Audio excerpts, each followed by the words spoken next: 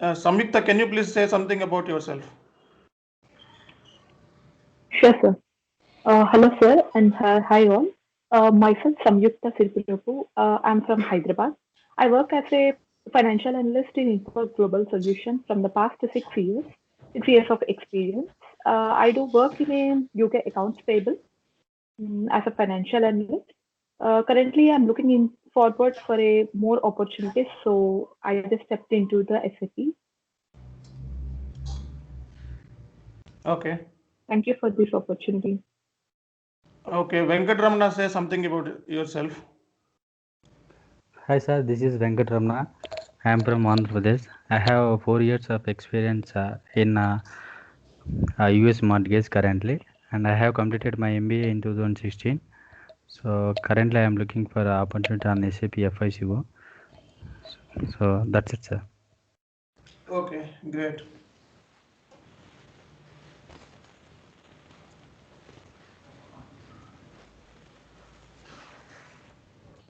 And who is next? So Harita Shravani, say something about yourself. Okay, sir. Hi, sir. My name is Kunjeti Hathaswani. I'm coming from Andhra Pradesh. I have done my MBA, PG in Finance and HR. Also, Tally GST is complete, sir. Done. Okay. Omkar.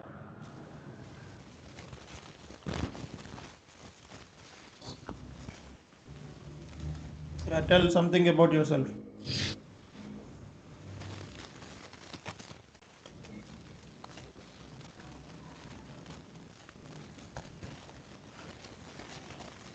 Can you hear me?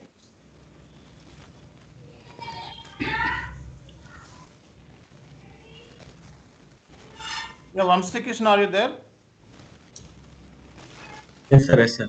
Ha, yeah, please say. Please say something. Yes, I am Vamsi. I Harita am Shravani and Omkar, presently. please make it mute. Okay, sir. Yes, sir. I am Yeah, please Vamsi. go on. Presently, I am working in Dubai, and I Okay. have 5.5 year experience. Mm-hmm.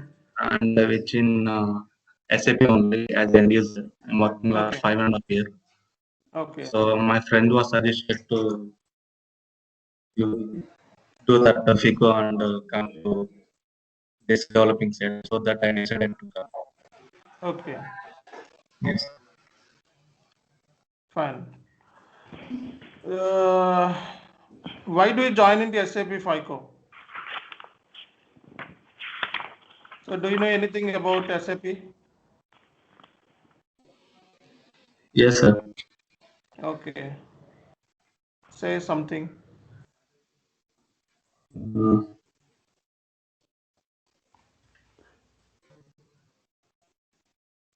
SAP is one software for whole accounting and other business activities.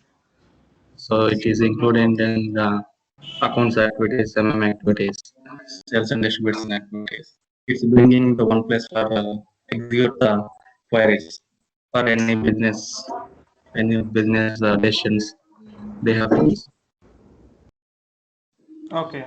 Samyukta, you please continue. Actually, sir, I really don't know about this SAP. I mean, I don't have any knowledge on this SAP. This is my first class to join to the SAP. So, Okay. And Harita, you can tell something about SAP.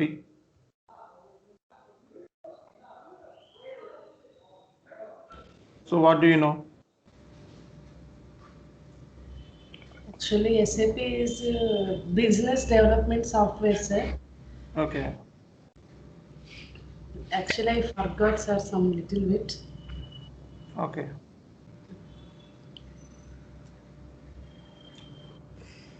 Venkata Sunil. Yes, So same what thing do you know happens. about SAP? Yeah, I'm new for this actually. I don't know anything about SAP. Like I just know that this is it's basically totally on business deals. Okay. So generally, what do you do?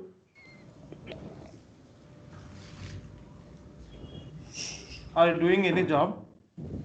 No. I just completed my MTech. Okay. Right. So almost all of the guys don't prepare the SAP, what is SAP, what is FICO, and what is the roles and responsibilities of SAP FICO. Today, I'm going to explain. So first నేను SAP ఫైకో introduction చెప్తాను. So ఆ తర్వాత SAP roles and responsibilities ఎలా ఉంటాయో దాని గురించి discuss చేద్దాం. So in the demo session I'm going to explain what is SAP, SAP products, SAP modules, SAP industry solutions, advantages, versions, ERP, what is ERP, functional areas of ERP, and what are the SAP FICO components, subcomponents, certification, fresher salary, experienced salary. So ఈ topics అన్నీ కూడా ఈరోజు cover చేయబోతున్నాం along with roles and responsibilities కూడా. So SAP అంటే ఏంటి జనరల్గా అంటే ఎస్ఏపి అనేది ఒక బిజినెస్ సాఫ్ట్వేర్. సో ఎస్ఏపి అంటే systems, applications, products in data processing అని. సిస్టమ్స్ అంటే కంప్యూటర్స్ అని, అప్లికేషన్స్ అంటే ప్రోగ్రామింగ్ అని, ప్రోడక్ట్స్ అంటే ఎనీ టైప్ ఆఫ్ గూడ్స్ సర్వీసెస్ని మనం ప్రోడక్ట్స్ అంటాం. సిస్టమ్స్, అప్లికేషన్స్ అండ్ ప్రోడక్ట్స్ అంటే ఒక ప్రోడక్ట్ సంబంధించిన ఇన్ఫర్మేషన్, అది సేల్స్ సంబంధించింది కావచ్చు, పర్చేజ్ చేసింది కావచ్చు, ఆల్ ట్రాన్సాక్షన్ అంటే ఎనీ కైండ్ ఆఫ్ మూమెంట్ అనమాట. అంటే సేల్స్ కానీ లేకపోతే పర్చేస్ కానీ ఇంకేదైనా అన్నిటికి సంబంధించిన డేటాని ఎస్ఏపిలో స్టోర్ అవుతుంది. కాబట్టి ఎస్ఏపి అనేది బిజినెస్ సాఫ్ట్వేర్ అంటాం. SAP is a business software because it stores all the data related to purchases and sales. And not only purchase and sales, it saves all entire data related to transactional history. అందుకే SAP అనేది third largest company అనమాట వరల్డ్లోనే. So please make it in mute, some disturbance is coming from your end. Haritha, please make it in mute. So SAP అనేది వరల్డ్లో third largest software.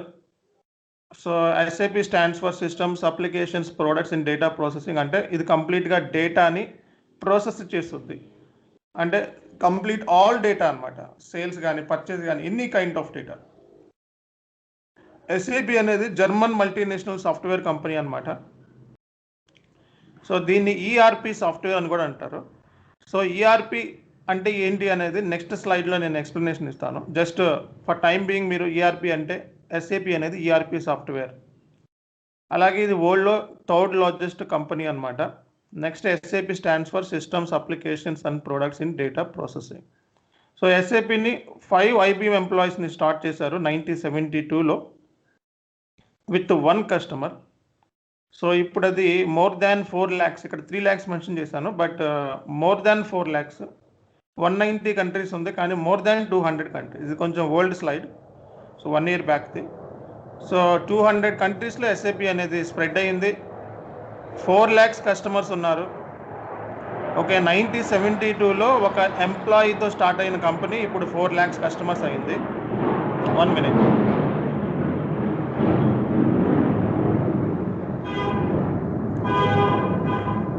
Okay, so అంతకుముందు దీన్ని ECC 6.0 version అనేవాళ్ళు. ఇప్పుడు దీన్ని ఎస్ఏపి S4 HANA అని చెప్పి ఒక లేటెస్ట్ వర్షన్తో ఎస్ఏపి కొత్తగా స్టార్ట్ అయింది. ఆ వర్షన్ గురించి నేను మీకు తర్వాత చెప్తాను రానున్న క్లాసెస్లో. ప్రజెంట్ మీరందరూ కూడా ఈసీసీ 6.0 వర్షన్ని ఇన్స్టాల్ చేసుకోవడమో లేదా సర్వర్ యాక్సెస్ తీసుకోవడమో చేయండి. నెక్స్ట్ ఆల్మోస్ట్ మనకి ఫార్చ్యూన్ 500 కంపెనీస్ అని ఉన్నాయి, వరల్డ్లోనే టాప్ కంపెనీస్ అనమాట. అందులో 80% ఆఫ్ కంపెనీస్ స్టిల్ ఎస్ఏపిని యూజ్ చేస్తున్నారు. అంటే 20% ఆరికిల్ కానీ, జేడీ ఎడ్వర్డ్స్ కానీ, మైక్రోసాఫ్ట్ డైనమిక్స్ కానీ, వేరే ఈఆర్పిని, పీపుల్ సాఫ్ట్ కానీ, క్విక్ బుక్స్ కానీ. సో నేను డాక్యుమెంట్ ఇస్తాను మీకు, షేర్ చేస్తాను. There is no need to take the screen shots. So more than 500 అంటే 500 ఫార్చ్యూన్ 500 కంపెనీస్ అంటే చాలా టాప్ అనమాట. అందులోనే 80% ఆఫ్ కంపెనీస్ ఎస్ఏపిని యూజ్ చేస్తున్నాయంటే ఎస్ఏపి అనేది ఎంత బిగ్ అనేది అర్థమవుతుంది ఇక్కడ మనకి కాన్సెప్ట్. సో ఇది బేసిక్గా ఎస్ఏపి అనేది R3 వర్షన్ మనం యూజ్ చేస్తున్నాము. సో ఈసీసీలో R3 ఉంటుంది. సో R3 అంటే రియల్ టైమ్ అని, 3 అంటే 3 సర్వర్స్ అని. సో ఏమేమి సర్వర్స్ ఉంటాయంటే application server, production server, database server అని చెప్పి మనకి R3 సర్వర్ అంటాం దీన్ని. సో ఇదనమాట ఎస్ఏపి గురించి basic information. So SAP is a German multinational software company and it is also called as ERP. ERP means Enterprise Resource Planning. SAP stands for Systems, Applications and Products in Data Processing. It saves all the data related to purchase, sales and any activity related to business. So that is the reason this software is called as a business software. SAP is the third largest company in the world and it is a ERP software. Initially it was started with 5 IBM employees. Now it's more than 4 lakhs customers and in 200 countries. So SAP initially started with R1, R means real time and 1 means 1 server. Now it is R3. So R means real time and 3 means 3 servers. So application server, production server and database server. So initially it is started in 1972 with only 1 server, 1 customer. Now there are 3 servers are there: application server, production server and database server. Almost all of the Fortune 500 companies, 80% of Fortune 500 companies still using SAP. That means this says about how big SAP is. So this is the basic information about SAP. Any questions from this place? Then I will move to another slide.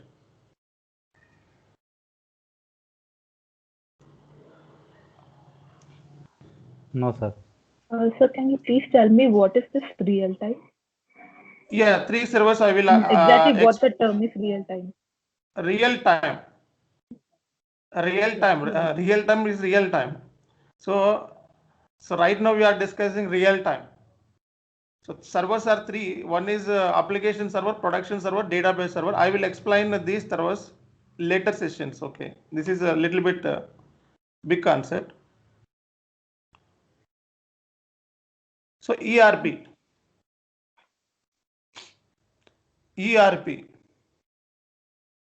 So there are so many ERPs available in the market. JD Edwards, Microsoft Dynamics, PeopleSoft, Sage, QuickBooks, Groups, many ERPs. Okay, so why SAP? SAP is also ERP. Why SAP? That is the question. SAP ని ఎందుకు use చేస్తున్నాయి companies? మిగతావి కూడా use చేస్తున్నాయి, but SAP ఎందుకు అంత demand ఎక్కువ ఉంది? సో అది నేను ఈరోజు ఎక్స్ప్లెనేషన్ ఇస్తాను. ERP అంటే ఎంటర్ప్రైజ్ రిసోర్స్ ప్లానింగ్ అని. సో ఎంటర్ప్రైజ్ అంటే ఆర్గనైజేషన్ అని. రిసోర్స్ అంటే టైం, మనీ, మిషన్, మెటీరియల్ ఇవన్నిటిని రిసోర్స్ అంటారు. ప్లానింగ్ అంటే how efficiently we are using these resources most efficient and effective manner, that is called as planning. ఈ రిసోర్సెస్ అంటే టైం, మనీ, మిషన్, మెటీరియల్స్ని ఎలా మనం ఎంత బాగా యూటిలైజ్ చేస్తామో, ఎలా యూటిలైజ్ చేసేయాలి అనేది ప్లానింగ్ అనమాట. సో ఆ ప్లానింగ్ కానీ లేకపోతే ఆ రిసోర్స్ కానీ ఆ ఎంటర్ప్రైజ్ కానీ మొత్తం ఏదైనా కానీ ERP అనేది, SAP అనేది ERP ఒక బిజినెస్ సాఫ్ట్వేర్. సో దీంట్లో ఏమేమి కవర్ అవుతాయి అంటే మీకు మాడ్యూల్స్ ఫినాన్షియల్ కానీ, సప్లై చైన్ మేనేజ్మెంట్ కానీ, సో మ్యానుఫ్యాక్చర్ కానీ, CRM కానీ, కస్టమర్ రిలేషన్షిప్ మేనేజ్మెంట్ కానీ, హ్యూమన్ రిసోర్స్ మేనేజ్మెంట్ కానీ, డేటా వేర్ హౌస్ కానీ, ఇవన్నీ కూడా ERPలో కవర్ అవుతాయి. అదన్నీ ఇంటిగ్రేట్ అయి ఉంటాయి. అంటే ఒక మాడ్యూల్ ఇంకో మాడ్యూల్తో ఇంటిగ్రేట్ అంటే లింక్ అవుతాం అనమాట. సో ERP సిస్టంలో అన్ని మాడ్యూల్స్ ఇంటిగ్రేట్ అయి ఉంటాయి, అందుకే దాన్ని ERP అన్నాం. టాలీ అనేది ERPయా? కాదు. టాలీ అనేది ERP కాదు, ఎందుకంటే అది చిన్న సాఫ్ట్వేర్. SAP ఎలాంటి వాటికి బిగ్గా అంటే కంపెనీ చాలా బిగ్ సైజులో ఉండి నెంబర్ ఆఫ్ కంట్రీస్లోది ఎక్స్పాండ్ చేసి ఉండి లేకపోతే లొకేషన్స్లో ఉంటే SAP అనేది యూజ్ చేస్తారు జనరల్గా. సో చిన్న ఒక 1 crore ఒక 200 crores ఒక 300 crores మ్యానుఫ్యాక్చరింగ్ కంపెనీస్ ఉంటాయి, డొమెస్టిక్ కంపెనీస్ ఇండియాలో, అవి టాలీ యూజ్ చేస్తాయి. కానీ టాలీ అనేది ERP కాదు. ERP అంటే it is integrated with all modules, అన్ని మాడ్యూల్తో లింక్ అయి ఉండటం. సో అప్పుడు మనం ఫినాన్షియల్ స్టేట్మెంట్స్ అనేది ఈజీగా డెరైవ్ చేయగలుగుతాం. ఎన్ని కంట్రీస్ అయినా సరే, ఒక కంట్రీది కాదు, 100 కంపెనీ కోడ్స్ క్రియేట్ చేసినా మనం ఫినాన్షియల్ స్టేట్మెంట్ అనేది ఎస్ఏపిలో ఈజీగా డెరైవ్ చేయొచ్చు. అది పర్పస్ అనమాట. సో ఎస్ఏపి అన్నిటికంటే అన్ని ఈఆర్పీస్ కంటే బాగా పాపులర్ అవడానికి మెయిన్ రీజన్ ఏంటంటే it is integrated software. It is integration with all modules. MM మాడ్యూల్తో మిక్స్ అయ్యి ఉంది, పీపీ మాడ్యూల్తో మిక్స్ అయ్యి ఉంది, ఎఫ్ఐ మాడ్యూల్తో మిక్స్ అయ్యి ఉంది, సిఓ మాడ్యూల్తో ఉంది. 1 minute.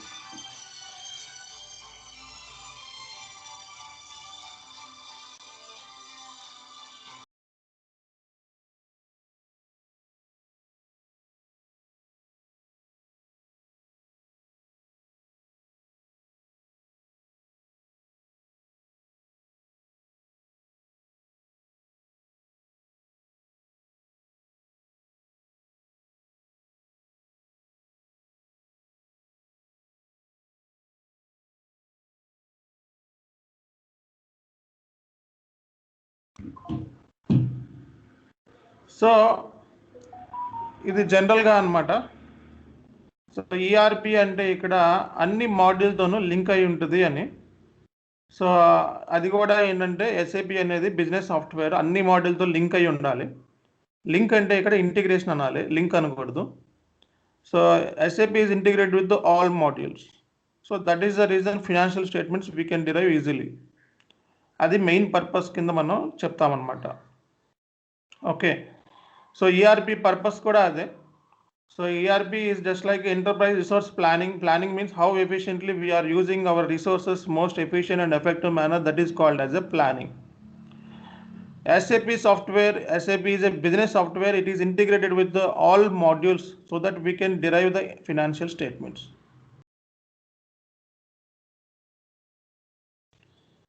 So general ga top benefits of implementing ERP software. So ఇక్కడ టాప్ 10 బెనిఫిట్స్ ఇచ్చాం మనం. ఈ టాప్ బెనిఫిట్స్ ఏంటి అసలు ఈఆర్పి సాఫ్ట్వేర్కిను ఎస్ఏపి కానీ, ఎస్ఏపి ఈఆర్పి సాఫ్ట్వేరే. అసలు ఈఆర్పిలో ఉండే బెనిఫిట్స్ ఏంటి అన్న చూసుకుంటే, అది ఎస్ఏపిలో ఉందా లేదా అన్న చూసుకుంటే, మనం ఫస్ట్ సెక్యూరిటీ అనేది హై లెవెల్. ఒక కంపెనీలో వర్క్ చేసినాము అంటే ఆ కంపెనీ బిజినెస్ సాఫ్ట్వేర్ అది లీక్ అయిపోకూడదు, ఇన్ఫర్మేషన్ హ్యాక్ అయిపోకూడదు. సో అలా అయిపోయింది అంటే ఇంకా సాఫ్ట్వేర్ ఇంకా యూజ్ ఏముంది, ఇంకా ఆ సాఫ్ట్వేర్ ఈజీగా అవతల వాళ్ళు హ్యాక్ చేస్తారు, ఇన్ఫర్మేషన్ మన డేటా మొత్తం లాగేసుకున్నారంటే ఆ సాఫ్ట్వేర్ అనవసరం. సో ఎస్ఏపిలో ఈవెన్ పాస్వర్డ్ ఇచ్చేటప్పుడు కూడా చాలా టెక్నిక్గా ఉంటుంది. ఓకే, సో కనపడదు కూడా పాస్వర్డ్. సో ఎస్ఏపిలో సెక్యూరిటీ అనేది హై లెవెల్. ఓకే, అలాగే వేరే ఈఆర్పిసి కూడా సెక్యూరిటీ అనేది కావాలి, అది ఎస్ఏపికి కూడా మనకి హై లెవెల్లో ఉంది. నెక్స్ట్ ప్రొడక్టివిటీ, కంటిన్యూస్గా వర్క్ చేయటం. కొన్ని ఈఆర్పీస్ మధ్యలో లోడ్ ఎక్కువైపోయిన వెంటనే సడన్గా డ్యామేజ్ అయిపోతాయి, డేటా అనేది ఆటోమేటిక్గా ఎక్కువైపోయింది, లోడ్ ఎక్కువైపోయింది అంటే ప్రాసెసింగ్ స్లో అయిపోతుంది. బట్ ఎస్ఏపి అలా కాదు. సో ఇది అన్ని సాఫ్ట్వేర్ల కంటే ప్రొడక్టివిటీ బాగుంటుంది. ఓకే, నెక్స్ట్ ఇంకా stream line and process efficiency. So ఇది సూపర్గా ఉంటుంది. సో ఫాస్టర్ గ్రోత్ బాగుంటుంది. ఇప్పుడే చెప్పాం ఇంటిగ్రేటెడ్ అని. ఈ ఫెసిలిటీ ఎస్ఏపిలో ఎక్కువ ఉండడం మూలంగా అందరూ దీనికి అడాప్ట్ అవుతున్నారు, ఇంటిగ్రేషన్ అనేది. ఏదైనా ఒక సాఫ్ట్వేర్ మార్కెట్లోకి వచ్చింది అంటే అది కస్టమర్ బై చేయాలి అంటే ఒకటి టూ పాయింట్స్ని చూస్ చేసుకుంటాడు. ఒకటి కాస్ట్ సేవింగ్, 2 బెస్ట్, చీప్ రేట్లో రావాలి.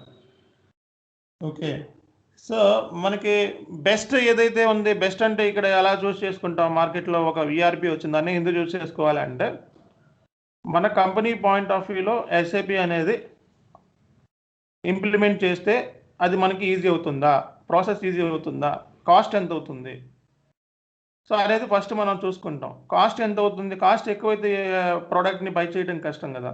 సో కంపెనీకి అది ఎవ్రీ మంత్ సబ్స్క్రిప్షన్ చేసుకోవాలి ఎస్ఏపిని. మీరు ఎలాగా ఇప్పుడు జియో యాక్సెస్ కానీ ఎస్ఏపి ఇన్స్టాలేషన్ ఎలా చేసుకున్నారో కంపెనీస్ కూడా ఎస్ఏపి ప్యాకేజ్ని ఇన్స్టాల్ చేసుకోవాలి. ఇన్స్టాల్ చేసి పెడతారు వాళ్ళు ఆన్ ప్రిమైజ్ అని, క్లౌడ్లో కానీ. సో అవి నేను తర్వాత చెప్తాను మీకు. సో దానికి కాస్ట్ ఎవరి మంత్లీ ఉంటుంది, క్వార్టర్లీ ఉంటుంది, ఇయర్లీ సబ్స్క్రిప్షన్ ఉంటుంది. ఆ కాస్ట్ కొన్ని కోట్ల రూపాయల్లో ఉంటుంది. సో ఆ ప్యాకేజ్ కాస్ట్ ప్లస్ మీకు వాళ్ళు ఎస్ఏపి వాళ్ళు ఆ ప్యాకేజ్ని ఇచ్చినందుకు గాను సపోర్ట్ కూడా చేస్తారు కంపెనీస్కి. ఏదైనా ప్రాబ్లం వచ్చినా సరే ప్యాకేజ్లో కానీ ఏదైనా కానీ వాళ్ళతో కాంటాక్ట్ అయితే వాళ్ళు రెక్టిఫై చేస్తారు ఎస్ఏపి వాళ్ళు డైరెక్ట్గా. Okay,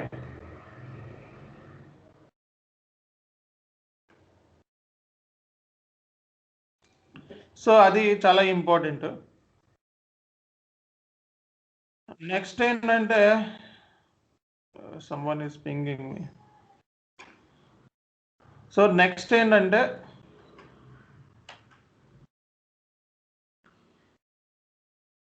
mobile flexibility. ఇప్పుడు S/4HANA ఇంట్రడక్షన్ చేసిన తర్వాత మనకి మొబైల్లో కూడా మనం ఎంట్రీస్ పోస్ట్ చేయొచ్చు అనమాట. మొబైల్ నుంచి కానీ ట్యాబ్ నుంచి కానీ డైరెక్ట్గా ఎంట్రీస్ పోస్ట్ చేసేయచ్చు. సో ఆ ఫ్లెక్సిబిలిటీ అనేది ఎస్ఏపిలో ఉంది. ఓకే, నెక్స్ట్ కాంపిటీషన్ పరంగా చూస్తే ఎస్ఏపి లీడర్, ఆ తర్వాత ఆరికిల్ అనమాట.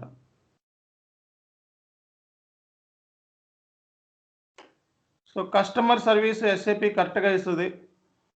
నెక్స్ట్ ఫోర్కాస్టింగ్ రిపోర్ట్ కానీ అనుకున్నది ఎక్స్పెక్టేషన్స్ ఎప్పుడు కూడా ఫెయిల్ చేయదు. సో కొలాబరేషన్ ఇవన్నీ కూడా కామన్. సో ఇవన్నీ కూడా టాప్ బెనిఫిట్స్. ఒక ఈఆర్పిని మనం కంపెనీలో ఈఆర్పిని ఇంప్లిమెంట్ చేయాలి అంటే ఈ బెనిఫిట్స్ ఉంటాయి. ఈ బెనిఫిట్స్ అన్నిటిని ఎస్ఏపికి ఆల్రెడీ ఉన్నాయి కాబట్టి ఎస్ఏపి అనేది బెస్ట్ ఈఆర్పి అయ్యింది.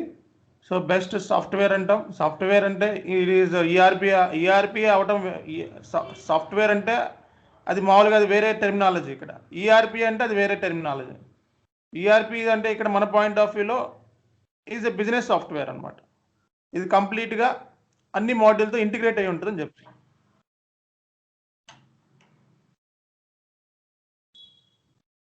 One minute.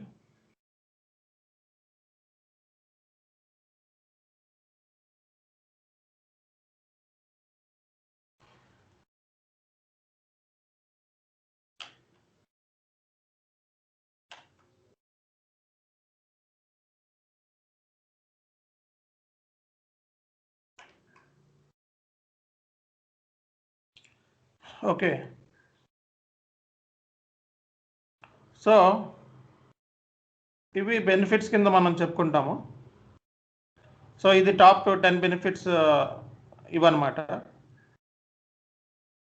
So SAP is a business software. It contains all the facilities like security, productivity, streamline, faster growth, integration, save time, money time saving.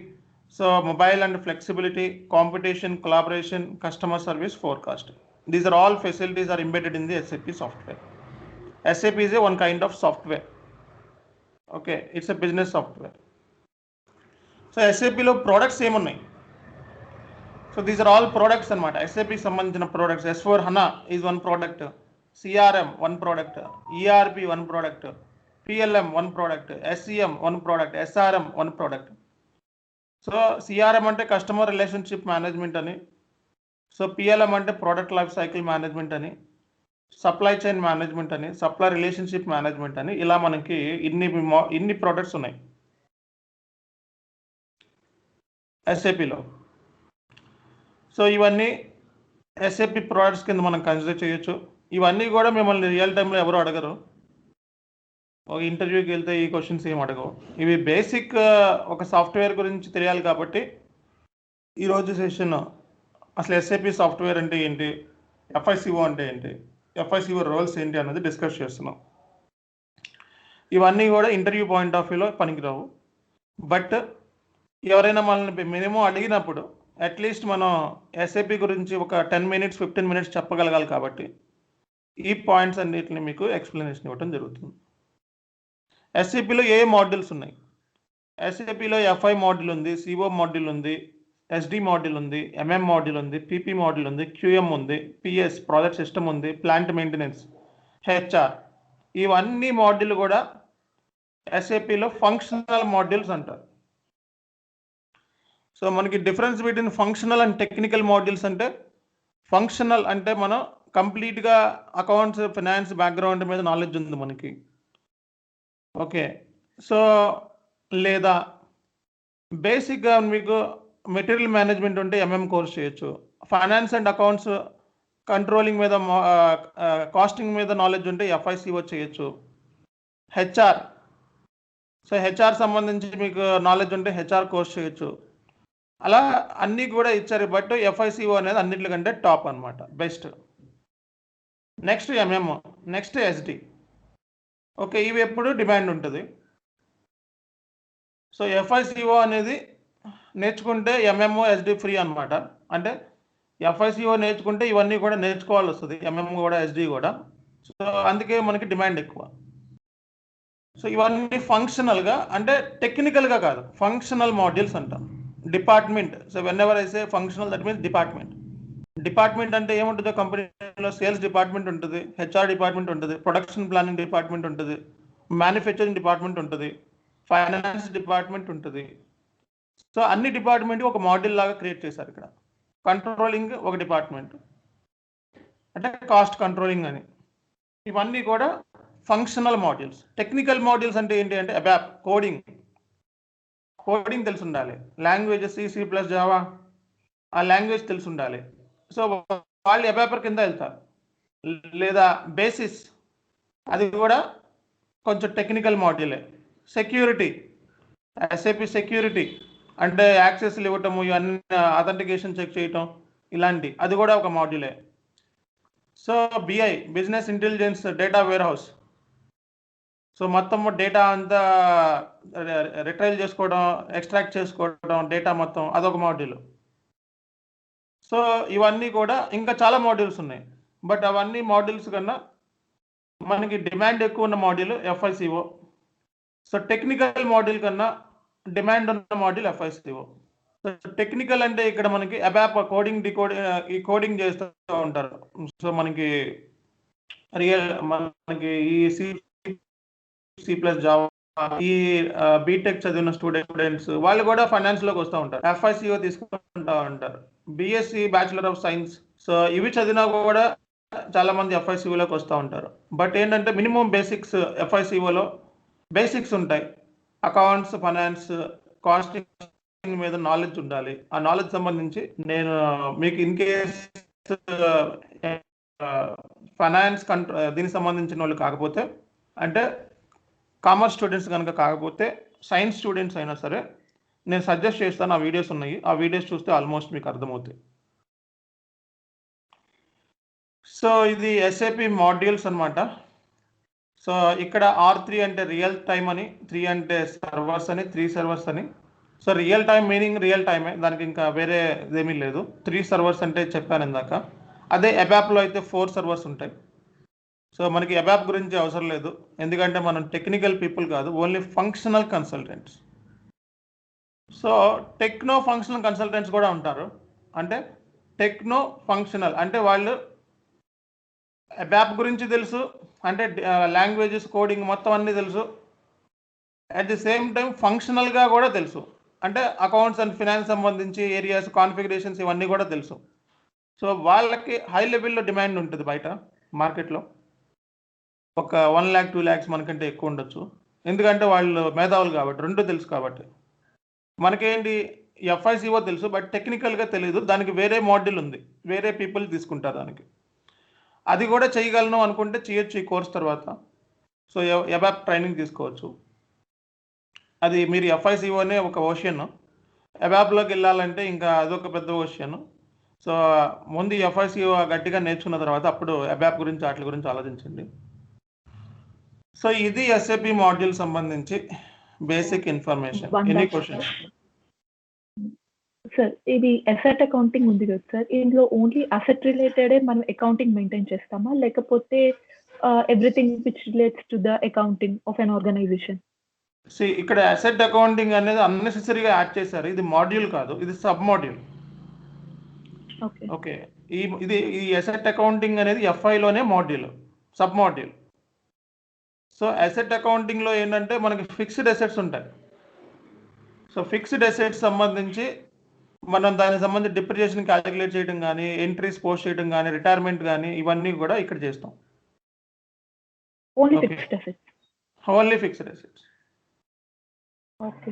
మరి current assets ఇవన్నీ ఇది current assets కానీ current suspense account assets కానీ ఇవన్నీ అంటే ఎందులో మీకు maintain చేస్తారు? మెటీరియల్స్ అవన్నీ మెటీరియల్ మేనేజ్మెంట్కి వస్తుంది. ఓకే. అవన్నీ నేను మీకు చెప్తాను ఓన్లీ మెల్లగా. Asset accounts. Okay sir. అవన్నీ సో మీకు అసెట్ చెప్తాను అకౌంట్స్ మెల్లగా. Only relates to the fixed. Fixed assets. Okay. Current assets అందులో కలవు. కరెంట్ అసెట్స్ అంటే ఏంటి? Raw yeah materials. Got it sir. Raw materials ఎక్కడ? మెటీరియల్ మేనేజ్మెంట్లో ఉంటుంది, ఎంఎం. అవన్నీ మీకు మెల్లమెల్లగా వస్తూ ఉంటాయి, don't worry. Okay sir. So ఇక్కడ these are all SAP modules. Okay. So industry solutions. SAP ఎటువంటి ఇండస్ట్రీకి సొల్యూషన్స్ ఇచ్చిందంటే వాళ్ళు ఈ ఎస్ఏపి సాఫ్ట్వేర్ని యూజ్ చేసుకోవచ్చు. Retail, SAP for retail, airlines and defence, utilities, public sectors, oil gases, media, banking, telecommunication, health care, insurance, financial services సంబంధించిన networks, so engineering and construction operations. వీటిలన్నిటికి కూడా ఎస్ఏపి అనేది ఇండస్ట్రీ సొల్యూషన్స్ ఉన్నాయి. ఈ అన్ని companies కూడా ఎస్ఏపిని use చేయొచ్చు. Okay. అసలు అడ్వాంటేజెస్ ఏంటి? ఎస్ఏపి సాఫ్ట్వేర్ని ఇన్స్టాల్ చేసుకోవడం మూలంగా కానీ అని మనం కాదు, కంపెనీస్. దాంట్లో కలిగే బెనిఫిట్స్ ఏంటి అంటే ఫస్ట్ ఫ్లెక్సిబిలిటీ ఉంటుంది. ఫ్లెక్సిబిలిటీ అనేది సూపర్. ఒక మొబైల్ ఉన్నాయి, 10 మొబైల్స్ ఉంటాయి, రకరకాలైన కంపెనీస్ ఉంటాయి. వై ఐఫోన్ని ఎందుకు చూస్ చేసుకుంటారు? అది బ్రాండ్, బట్ దాంట్లో చాలా ఫీచర్స్ ఉంటాయి, ఫ్లెక్సిబిలిటీ ఉంటుంది. దానికి ఒకసారి యూజ్ చేస్తే అది కొన్ని సంవత్సరాల వరకు వర్క్ చేస్తుంది. సెక్యూరిటీ దాంట్లో ఎంత ఉంటుంది? చాలా ఎక్కువ ఉంటుంది. సో అది బ్రాండెడ్. అలాగే ఎస్ఏపి ఇక్కడ branded. Flexibility, customised solution to suit your business. నీ బిజినెస్ ఎలా ఉంది, నీ బిజినెస్ రిక్వైర్మెంట్ ఏంటి అనే దాన్ని బట్టి కస్టమైజ్డ్ చేసుకోవచ్చు. అంటే కస్టమైజేషన్ అంటే ఓన్ రిక్వైర్మెంట్ని ఎస్ఏపిలోకి మ్యాప్ చేయటం, బిజినెస్ రిక్వైర్మెంట్. అంటే ఉన్న దాంట్లో చేసేది కస్టమైజేషన్ కాదు, కొత్తగా క్రియేట్ చేసి చేయటం, దాన్ని కస్టమైజేషన్ అంటాం. ఇప్పుడు మనకి ఒక బిల్డింగ్ కొన్నాం, దాంట్లో రెడీమేడ్ బిల్డింగ్ మనకు అమ్మేస్తారు. లేదు నాకు కిచెన్ ఈ ఏరియాలో ఉండాలి, లేకపోతే కిచెన్లో ఇవి మార్పు చేయాలి, అలా మార్పు చేయాలి, దాన్ని customisation. Okay. Highly integrated with other modules. ఇప్పుడే చెప్పాం మనం, అన్ని మాడ్యూల్తోనూ హైలీ ఇంటిగ్రేటెడ్ అయ్యి ఉంది, అందుకే ఎస్ఏపి పాపులర్ అయింది అని. Next continuous support. సో ఇది అలసిపోదు, సో దాహం ఉండదు, దప్పిక ఉండదు, కంటిన్యూస్గా వర్క్ చేస్తూనే ఉంటుంది, ఏమి ప్రాబ్లం అనేది రాదు. Okay. Industry specific module. Industry అంటే ఇప్పుడే చెప్పాను నేను, ఇవన్నీ ఇండస్ట్రీస్. ఈ అన్ని ఇండస్ట్రీకి ఏ రిక్వైర్మెంట్ కావాలో ఆ రిక్వైర్మెంట్ ఎస్ఏపిలో ఉంది. స్పెసిఫిక్ మాడ్యూల్ అనమాట, మాడ్యూల్స్తో. సో మేజర్ అడ్వాంటేజ్ ఇప్పుడే చెప్పాము, highly integrated with other modules. ఇదే దీని మూలంగానే ఎస్ఏపి అనేది టాప్ అయిపోయింది అన్నిటికన్నా. ఓకే. అన్ని మాడ్యూల్స్ ఒక చోట ఉంటాయి, సో అది బెనిఫిట్. ఏదైనా ఒక ప్రోడక్ట్ని బై చేస్తున్నాము అంటే అది కాస్ట్ రిడక్షన్ అయ్యి ఉండాలి, మనకి టైం సేవింగ్ చేసి ఉండాలి, ఫ్లెక్సిబిలిటీ ఉండాలి. సో ఆ ఫెసిలిటీకి ఇక్కడ కాస్ట్ అంటే ఇక్కడ మన కంపెనీలో చాలా కాస్ట్లు ఉంటాయి. డెలివరీ కాస్ట్ కావచ్చు, సేల్స్ ఆర్డర్ కాస్ట్ కావచ్చు, సో ఇలా మనకి చాలా కాస్ట్లు ఉంటాయి. ఫ్రైట్ కాస్ట్ కావచ్చు. ఫ్రైట్ అంటే ఏంటి? ట్రాన్స్పోర్ట్ అని. ఇక్కడ డిస్ట్రిబ్యూషన్ అంటే ఏంటి? ఇప్పుడు ఒక ప్రోడక్ట్ని అమ్మాలి, సేల్స్ చేయాలి, సో గూడ్స్ అన్ని డిస్ట్రిబ్యూషన్ చేస్తాం, ఈ లొకేషన్ నుంచి ఆ లొకేషన్, ఆ కాస్ట్ మళ్ళా. ఓకే. సేల్స్ ఆర్డర్ సంబంధించి కాస్ట్ ఉంటుంది, ఆ కాస్ట్. కానీ ఏదైనా సరే వేరే మాన్యువల్గా మనం చేసుకుంటే చాలా కాస్ట్ అవుతుంది. అది లేకుండా ఇక్కడ ఏంటంటే అంత ఆటోమేటిక్ అనమాట ఎస్ఏపిలో.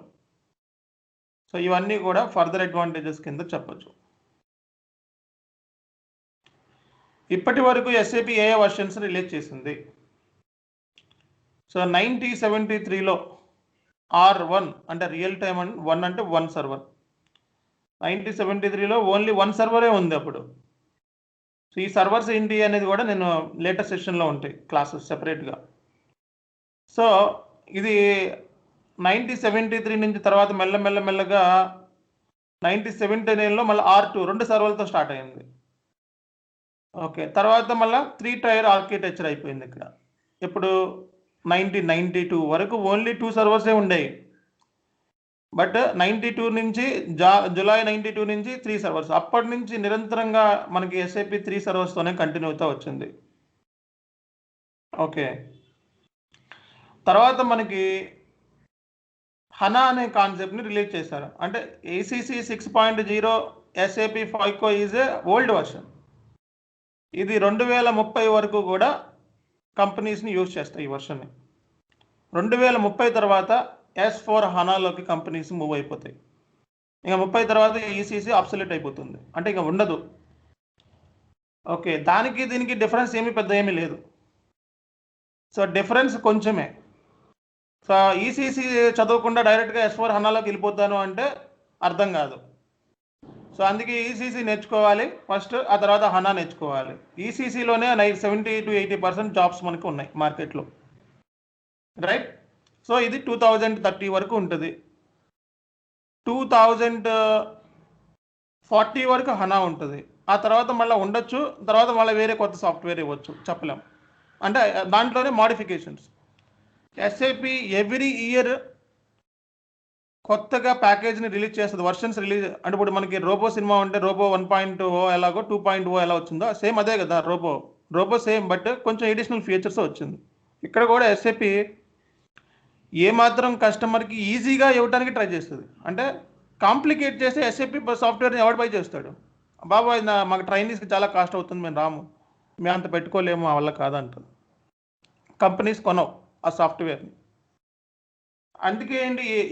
అందుకే ఏంటి మనకి కొత్త ఫీచర్స్తో SAP అనేది ఎప్పటికప్పుడు ఎవ్రీ 1 ఇయర్కి సెంట్రల్ ఫినాన్స్ అని, సింపుల్ ఫినాన్స్ అని, SAP S4 హనా ఫినాన్స్ అని, ఇవన్నీ పేర్లు మారినాయి, బట్ కాన్సెప్ట్ ఒకటే, బట్ పేర్లు మారినాయి, ఎడిషనల్ ఫీచర్స్ వచ్చినాయి, అదనమాట. ECC 6.0 తర్వాత హనా అనే వర్షన్ రిలీజ్ చేసింది SAP. ఈ హనా అనే వర్షన్ ECC కంటే కొన్ని వేల రెట్ల స్పీడ్తో పనిచేస్తుంది. ఇప్పుడు ECC అంటే SAP ECC 6.0 వర్షన్ అంటే R3 ఆర్కిటెక్చర్ అనమాట. ఈ హనా అనేది ఏంటంటే దీనికన్నా కొన్ని వేల రెట్లు స్పీడ్గా పనిచేస్తుంది. దీనికన్నా ఎడిషనల్ ఫీచర్స్తో వచ్చింది. ఇప్పుడు మనం మొబైల్లో డైరెక్ట్గా ఎంట్రీ పోస్ట్ చేసే ఫ్లెక్సిబిలిటీ వచ్చేసింది హనాలో. దానికి ఫ్యూరీ అనే కాన్సెప్ట్ని యాడ్ చేశారు. అంటే ఈ ఫ్యూరీ టైల్స్ ఉంటాయి, ఈ టైల్స్లో మనకి ఇది కనుక ఇన్స్టాల్ చేసుకుంటే మీరు డైరెక్ట్గా ల్యాప్టాప్ నుంచి కాకుండా మొబైల్ నుంచి కూడా మీరు ఎంట్రీస్ పోస్ట్ చేయొచ్చు, రిపోర్ట్లు వ్యూ చేయొచ్చు. ఆ ఫ్లెక్సిబిలిటీ వచ్చింది. ఆ ఫ్లెక్సిబిలిటీ రావడం వల్ల SAP ఇంకా ఎక్కువ డిమాండ్ పెరిగిపోయింది. అంతకుముందు SAP దగ్గర డేటాబేస్ లేదు. SAP మైనస్ ఏంటంటే డేటాబేస్ లేదు, ఓన్ డేటాబేస్ లేదు SAPకి. ఆరికిల్ డేటాబేస్ని యూజ్ చేసేది.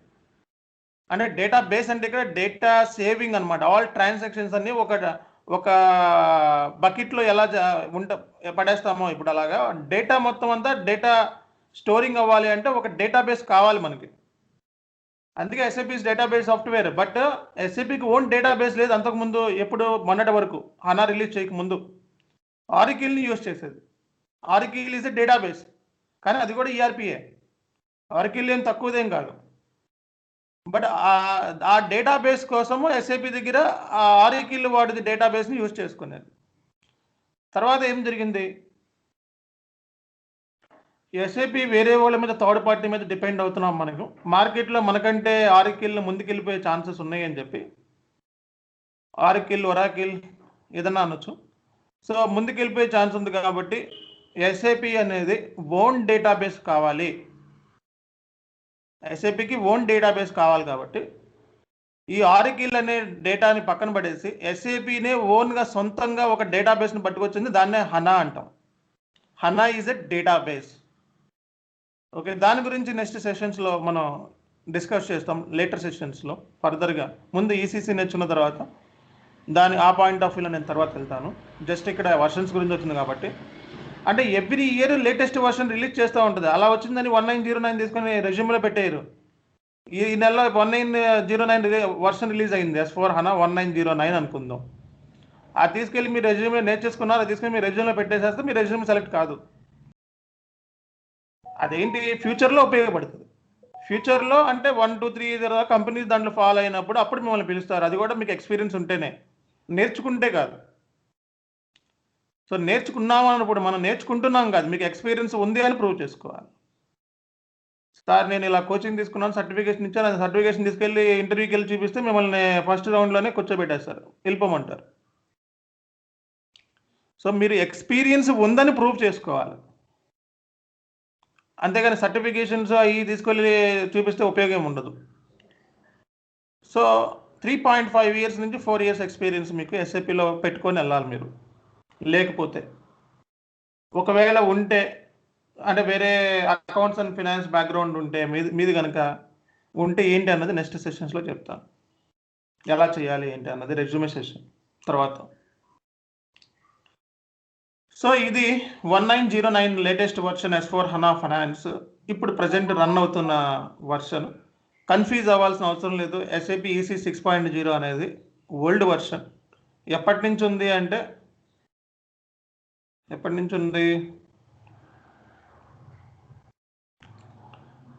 ఇదిగోండి R3 టెక్చర్ 1990 నుంచి. ఓకే, ECC ఎప్పుడు స్టార్ట్ అయిందో చూడండి. ECC ERP central component, ECC అంటే ERP సెంట్రల్ కాంపోనెంట్ 2004 నుంచి ఉంది. అంటే 17 years ఆల్మోస్ట్ అయిపోతుంది. ఇంకా ECCని కంపెనీస్ కూడా ఏమంటున్నాయంటే మాకు S4 HANA వద్దు, మాకు ECC చాలు. ఓకే, సో కొన్ని కంపెనీస్ ఏమంటున్నాయి మాకు ECC చాలు, మాకు ఆల్రెడీ FICO ట్రైనర్స్ ఉన్నారు, మళ్ళీ ఈ కొత్త హనాగాళ్ళని అందరినీ తీసుకొచ్చి ఇందులో పెట్టి మాకు టైం అంతా వేస్ట్ చేసుకొని కొత్త ఎక్స్పెరిమెంట్ మేము చేయలేము, మేము ECCతోనే కంటిన్యూ అవుతామని అంటంతో 2024 దాకా ఉండాల్సిన ECC 2030 వరకు వెళ్ళిపోయింది. ఓకే, అలాగే కొన్ని కంపెనీస్ మేము లేటెస్ట్ వర్షన్కి అడాప్ట్ అవుతాం, మాకు హనా కూడా కావాలి అన్న కంపెనీస్ స్టిల్ హనాని యూజ్ చేస్తున్నారు. అవి మన ఇండియాలో కాకుండా యూఎస్లో చాలా వరకు హనానే ఎక్కువ యూజ్ చేస్తుంది. రెండింటికి డిఫరెన్స్ ఏంటంటే కొంచెమే, పెద్ద డిఫరెన్స్ ఏమీ లేదు. ఆ కొంచెం డిఫరెన్స్ ఏంటన్నది మనం త్వరలో డిస్కస్ చేద్దాం. సో ఇంప్లిమెంటేషన్ దీంట్లో వేరేగా ఉంటుంది, అందులో వేరేగా ఉంటుంది, సపోర్ట్ అంతా సేమే. ఓకే, సో ఏదైనా కొత్త వెర్షన్స్ వచ్చినాయి అంటే అది మనకి ప్రమాదం కిందే లెక్కే. ఓల్డ్ వర్షన్స్ ఉన్నాయి అంటే మాన్యువల్గా మనకి కంపెనీకి ఒక 10 మంది కావాల్సిన వాళ్ళు, కొత్త వర్షన్స్ రిలీజ్ అయినాయి అంటే మ్యాన్ పవర్ తగ్గించడానికి అని, అంటే కాస్ట్ రిడక్షన్ అని 10 మందికి బదులుగా 5 మందే కావాల్సి వస్తుంది. సో అంతకుముందు ఈ సాఫ్ట్వేర్కి ఒక 50 మంది కావాలి. ఈ సాఫ్ట్వేర్ ఇంట్రడ్యూస్ చేయకముందు మాన్యువల్గా చేసేవాళ్ళు, ఎక్సెల్ షీట్లోనూ వాటిలోనూ ఇట్లోనూ. అప్పుడు ఒక 50 మంది ఎంప్లాయీస్ కావాల్సి వచ్చింది కంపెనీకి. ఎప్పుడైతే ఈ సాఫ్ట్వేర్లు వచ్చినాయో SAP అని, ERP, Oracle అని 50 మంది బదులు 10 మంది అయిపోయారు. ఇంకా మనకి ఆర్టిఫిషియల్ ఇంటెలిజెన్స్ అని చెప్పి ఒకటి ఉంది, ఇంకా అన్నీ కూడా ఆటోమేటిక్ అయిపోయినాయి అనుకో, ఆ 10 మంది కూడా అవసరాలు అన్నీ ఆ కంప్యూటర్లో చేసి పెడతాయి మొత్తం వర్క్ అంతా. ఒకళ్ళలో ఇద్దరు సరిపోతారు. అందుకే సో టెక్నాలజీ అనేది ఎంత డెవలప్మెంట్ అయితే జాబ్స్ పరంగా మనకు అంత నష్టం అని. సో కంపెనీస్ బాగుపడితే ఎంప్లాయీస్కి ఆఫర్స్ అనేది తక్కువ ఉంటాయి. సో SAP FICO ఇది మన మెయిన్ టాపిక్. ఇది అసలు ఇప్పటి వరకు మనం ఓన్లీ SAPకి సంబంధించి బేసిక్ ఇన్ఫర్మేషన్ మనం డిస్కస్ చేసాం. ఈ FICO సాఫ్ట్వేర్ గురించి మనం ఈరోజు FICO అంటే ఏంటి అన్నది ఈరోజు మనం డిస్కస్ చేస్తాం. ఆ తర్వాత రోల్స్ అండ్ రెస్పాన్సిబిలిటీస్కి వెళ్తాం. సో ఇది ఈరోజు మెయిన్ టాపిక్ అన్నమాట. ఇప్పటి వరకు ఏమైనా అర్థం కాకపోతే అడగచ్చు. ప్లస్ ఇవన్నీ కూడా ఇంటర్వ్యూస్లో ఎవడో మిమ్మల్ని అడగడు. ఈవెన్ మామూలుగా ఒక ఐడియా ఉండాలి కాబట్టి, ఓవరాల్ ఐడియా ఉండాలి కాబట్టి SAP అంటే ఏంటి, ERP అంటే ఏంటి, SAPలో ఏం ఫెసిలిటీస్ ఇచ్చారు, ఇవి మీకు రేపొద్దున ఎవరైనా అడిగినప్పుడు, తెలియని పర్సన్స్ అడిగినప్పుడు మిమ్మల్ని ఎస్ఏపి గురించి చెప్పండి అన్నప్పుడు ఒక 1 minute 2 minutesలో మీరు కంప్లీట్ చేయకుండా 10 to 15 minutes మాట్లాడే పరిస్థితి ఇప్పుడు ఉంటుంది ఈ క్లాస్ అయిన తర్వాత. మేబీ ఉండొచ్చు, మీరు చదివితే, లేకపోతే అది మీ ఇష్టం. నెక్స్ట్ ఏంటంటే ఎఫ్ఐసిఓ. ఎఫ్ఐసిఓ అనేది ఈసీసీ 6.0లో ఎఫ్ఐసిఓ పేరు, కానీ హనాలో S4 హనా ఫినాన్స్. ఓకే, అలాగే central finance, next simple finance, ఇవన్నీ ఒకటే, పేర్లు ఒకటే. ఎఫ్ఐసిఓ అన్నా, సింపుల్ ఫైనాన్స్ అన్నా, సెంట్రల్ ఫైనాన్స్ అన్నీ ఒకటే, కాకపోతే అడ్వాన్స్డ్ వర్షన్స్ అన్నమాట ఇవన్నీ. ఓకే, సో ఎఫ్ఐసిఓ అనేది 2030 వరకు ఉంటుంది, నో ప్రాబ్లం. కంపెనీస్ అన్నీ కూడా దీన్నే యూజ్ చేస్తున్నాయి. అలాగే S4 హనా మీకు సంబంధించి నేను డిఫరెన్సెస్ కూడా చూపిస్తాను. S4 హనా స్క్రీన్ కూడా చూపిస్తాను, దానికి దీనికి ఏం డిఫరెన్స్ ఉందో కూడా మీరు చూద్దారు. కానీ పెద్ద ఏమి డిఫరెన్స్ లేదు, సేమ్ ఒకటే. లెట్స్ సీ, కాన్సెప్ట్లోకి వెళ్దాం. SAP FICO. ఎఫ్ఐసిఓ అంటే ఎఫ్ఐ అంటే ఫినాన్షియల్ అకౌంటింగ్ అని, సిఓ అంటే కంట్రోలింగ్ అంటారు. సో ఇక్కడ ఎఫ్ఐసిఓ అనేది కంప్లీట్గా ఎక్స్టర్నల్ పాయింట్ ఆఫ్ వ్యూలో యూజ్ అవుతుంది. అంటే ఏంటి? ఎక్స్టర్నల్ అకౌంటింగ్ ప్రాసెస్ అంటాం. అంటే ఏంటి అంటే రిపోర్టింగ్ అని. ఎక్స్టర్నల్ రిపోర్టింగ్ పాయింట్ ఆఫ్ వ్యూలో ఎఫ్ఐ అనేది కావాలి. అంటే profit and loss account and balance షీట్ని క్రియేట్ చేయాలి అంటే ఎఫ్ఐ రిక్వైర్మెంట్ ఉంది. సో ఏదైనా ఒక బిజినెస్ సెటప్ చేసాం, సో అల్టిమేట్గా మనకి 1 year తర్వాత, అకౌంటింగ్ ఇయర్ మనకి 1 year తర్వాత మనకి ఎంత ప్రాఫిట్స్ వచ్చినాయి, ఎంత లాసెస్ వచ్చినాయి అన్నది ఎఫ్ఐలో మనకు తెలుస్తుంది. ఎఫ్ఐ మోడల్ తెలుసుకుంటే అది మనం తెలుసుకుంటాం. దానికోసం FI model important. So profits and లాసెస్ని, బ్యాలెన్స్ షీట్ ఏంటి అనేది తెలుసుకోవడం కోసం ఎఫ్ఐ నేర్చుకుంటాం. సిఓలో కంట్రోలింగ్ అంటాం. అంటే ఇది ఇంటర్నల్ రిపోర్టింగ్. ఎఫ్ఐసిఓ అనేది ఎక్స్టర్నల్ రిపోర్టింగ్, సిఓ అనేది ఇంటర్నల్ రిపోర్టింగ్. ఎఫ్ఐ అనేది ఎక్స్టర్నల్ రిపోర్టింగ్, సిఓ అనేది ఇంటర్నల్ రిపోర్టింగ్.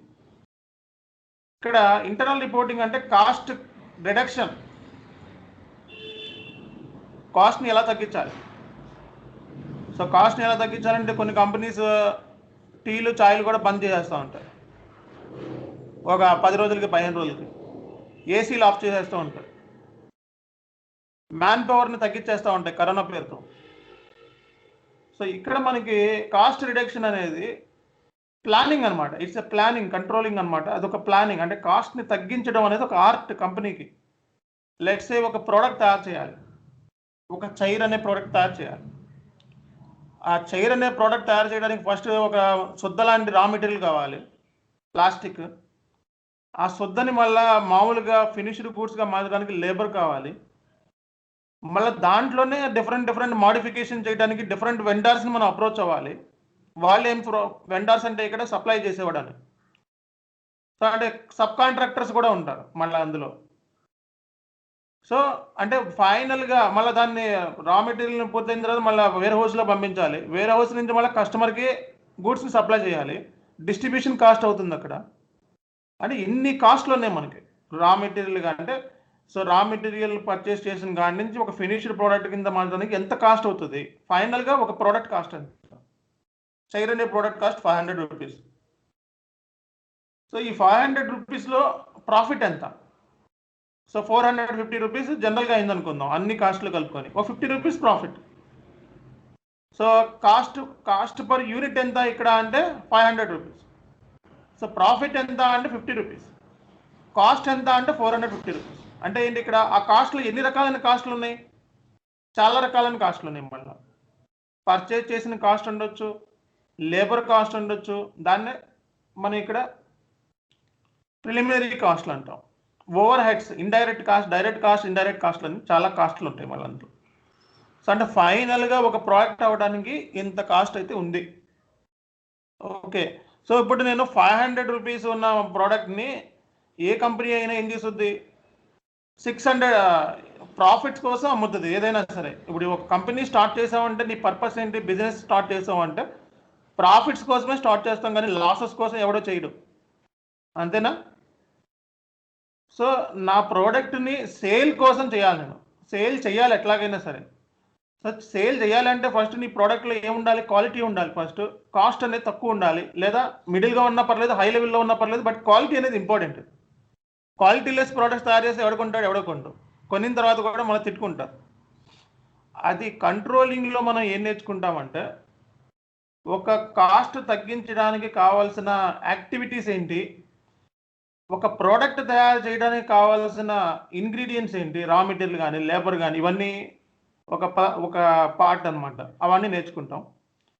కాస్ట్ కంట్రోలింగ్ ఎలా చేస్తాం, రిడక్షన్ ఎలా చేస్తాం, ఓకే, దానికి మేనేజ్మెంట్ తీసుకునే డిసిషన్స్ ఏంటి. అంటే ఇప్పుడు కాస్ట్ని తగ్గించాలి అంటే మేనేజ్మెంట్ ఒక డిసిషన్ తీసుకోవాలి. డిసిషన్ మేకింగ్ యాక్టివిటీ అంటాం దాన్ని. ఆ డిసిషన్ ఏంటి, సో అనేది మనం కంట్రోలింగ్లో. ఇది కంప్లీట్గా ఇంటర్నల్, ఎక్స్టర్నల్ కాదు. ఎక్స్టర్నల్ అంటే balance sheet, profit and loss account అందరూ చూడొచ్చు. కానీ ఒక ప్రోడక్ట్కి అయ్యే కాస్ట్ ఎంత అనేది ఆ కంపెనీ వరకే తెలిసి ఉండాలి. ఆ కంపెనీ దాటి వేరే కంపెనీకి ఆ ఇన్ఫర్మేషన్, ఆ ఫార్ములా లీక్ అయిందనుకో, వాళ్ళు మీకంటే బెస్ట్ ప్రోడక్ట్స్ని రిలీజ్ చేసి మార్కెట్లో అమ్ముతారు. సో అప్పుడు మీ కంపెనీ డౌన్ అయిపోతుంది. అందుకే ఇది కాస్ట్ సంబంధించి అంటే కంట్రోలింగ్ అనేది వెరీ సెన్సిటివ్ యాక్టివిటీ. సో ఇది డిసిషన్ మేకింగ్, చాలా తెలివి కావాలి దీనికి. అందుకే కంట్రోలింగ్ చాలా కష్టం అంటారు రియల్ టైంలో. ఓకే, ఇప్పుడు అర్థమైందిగా. FI, the main purpose of FI is to preparation of balance sheet and profit and loss account. It is completely for external reporting. CO is for internal reporting, how we can reduce the cost, what are the cut down activities that we need to take out to make better product.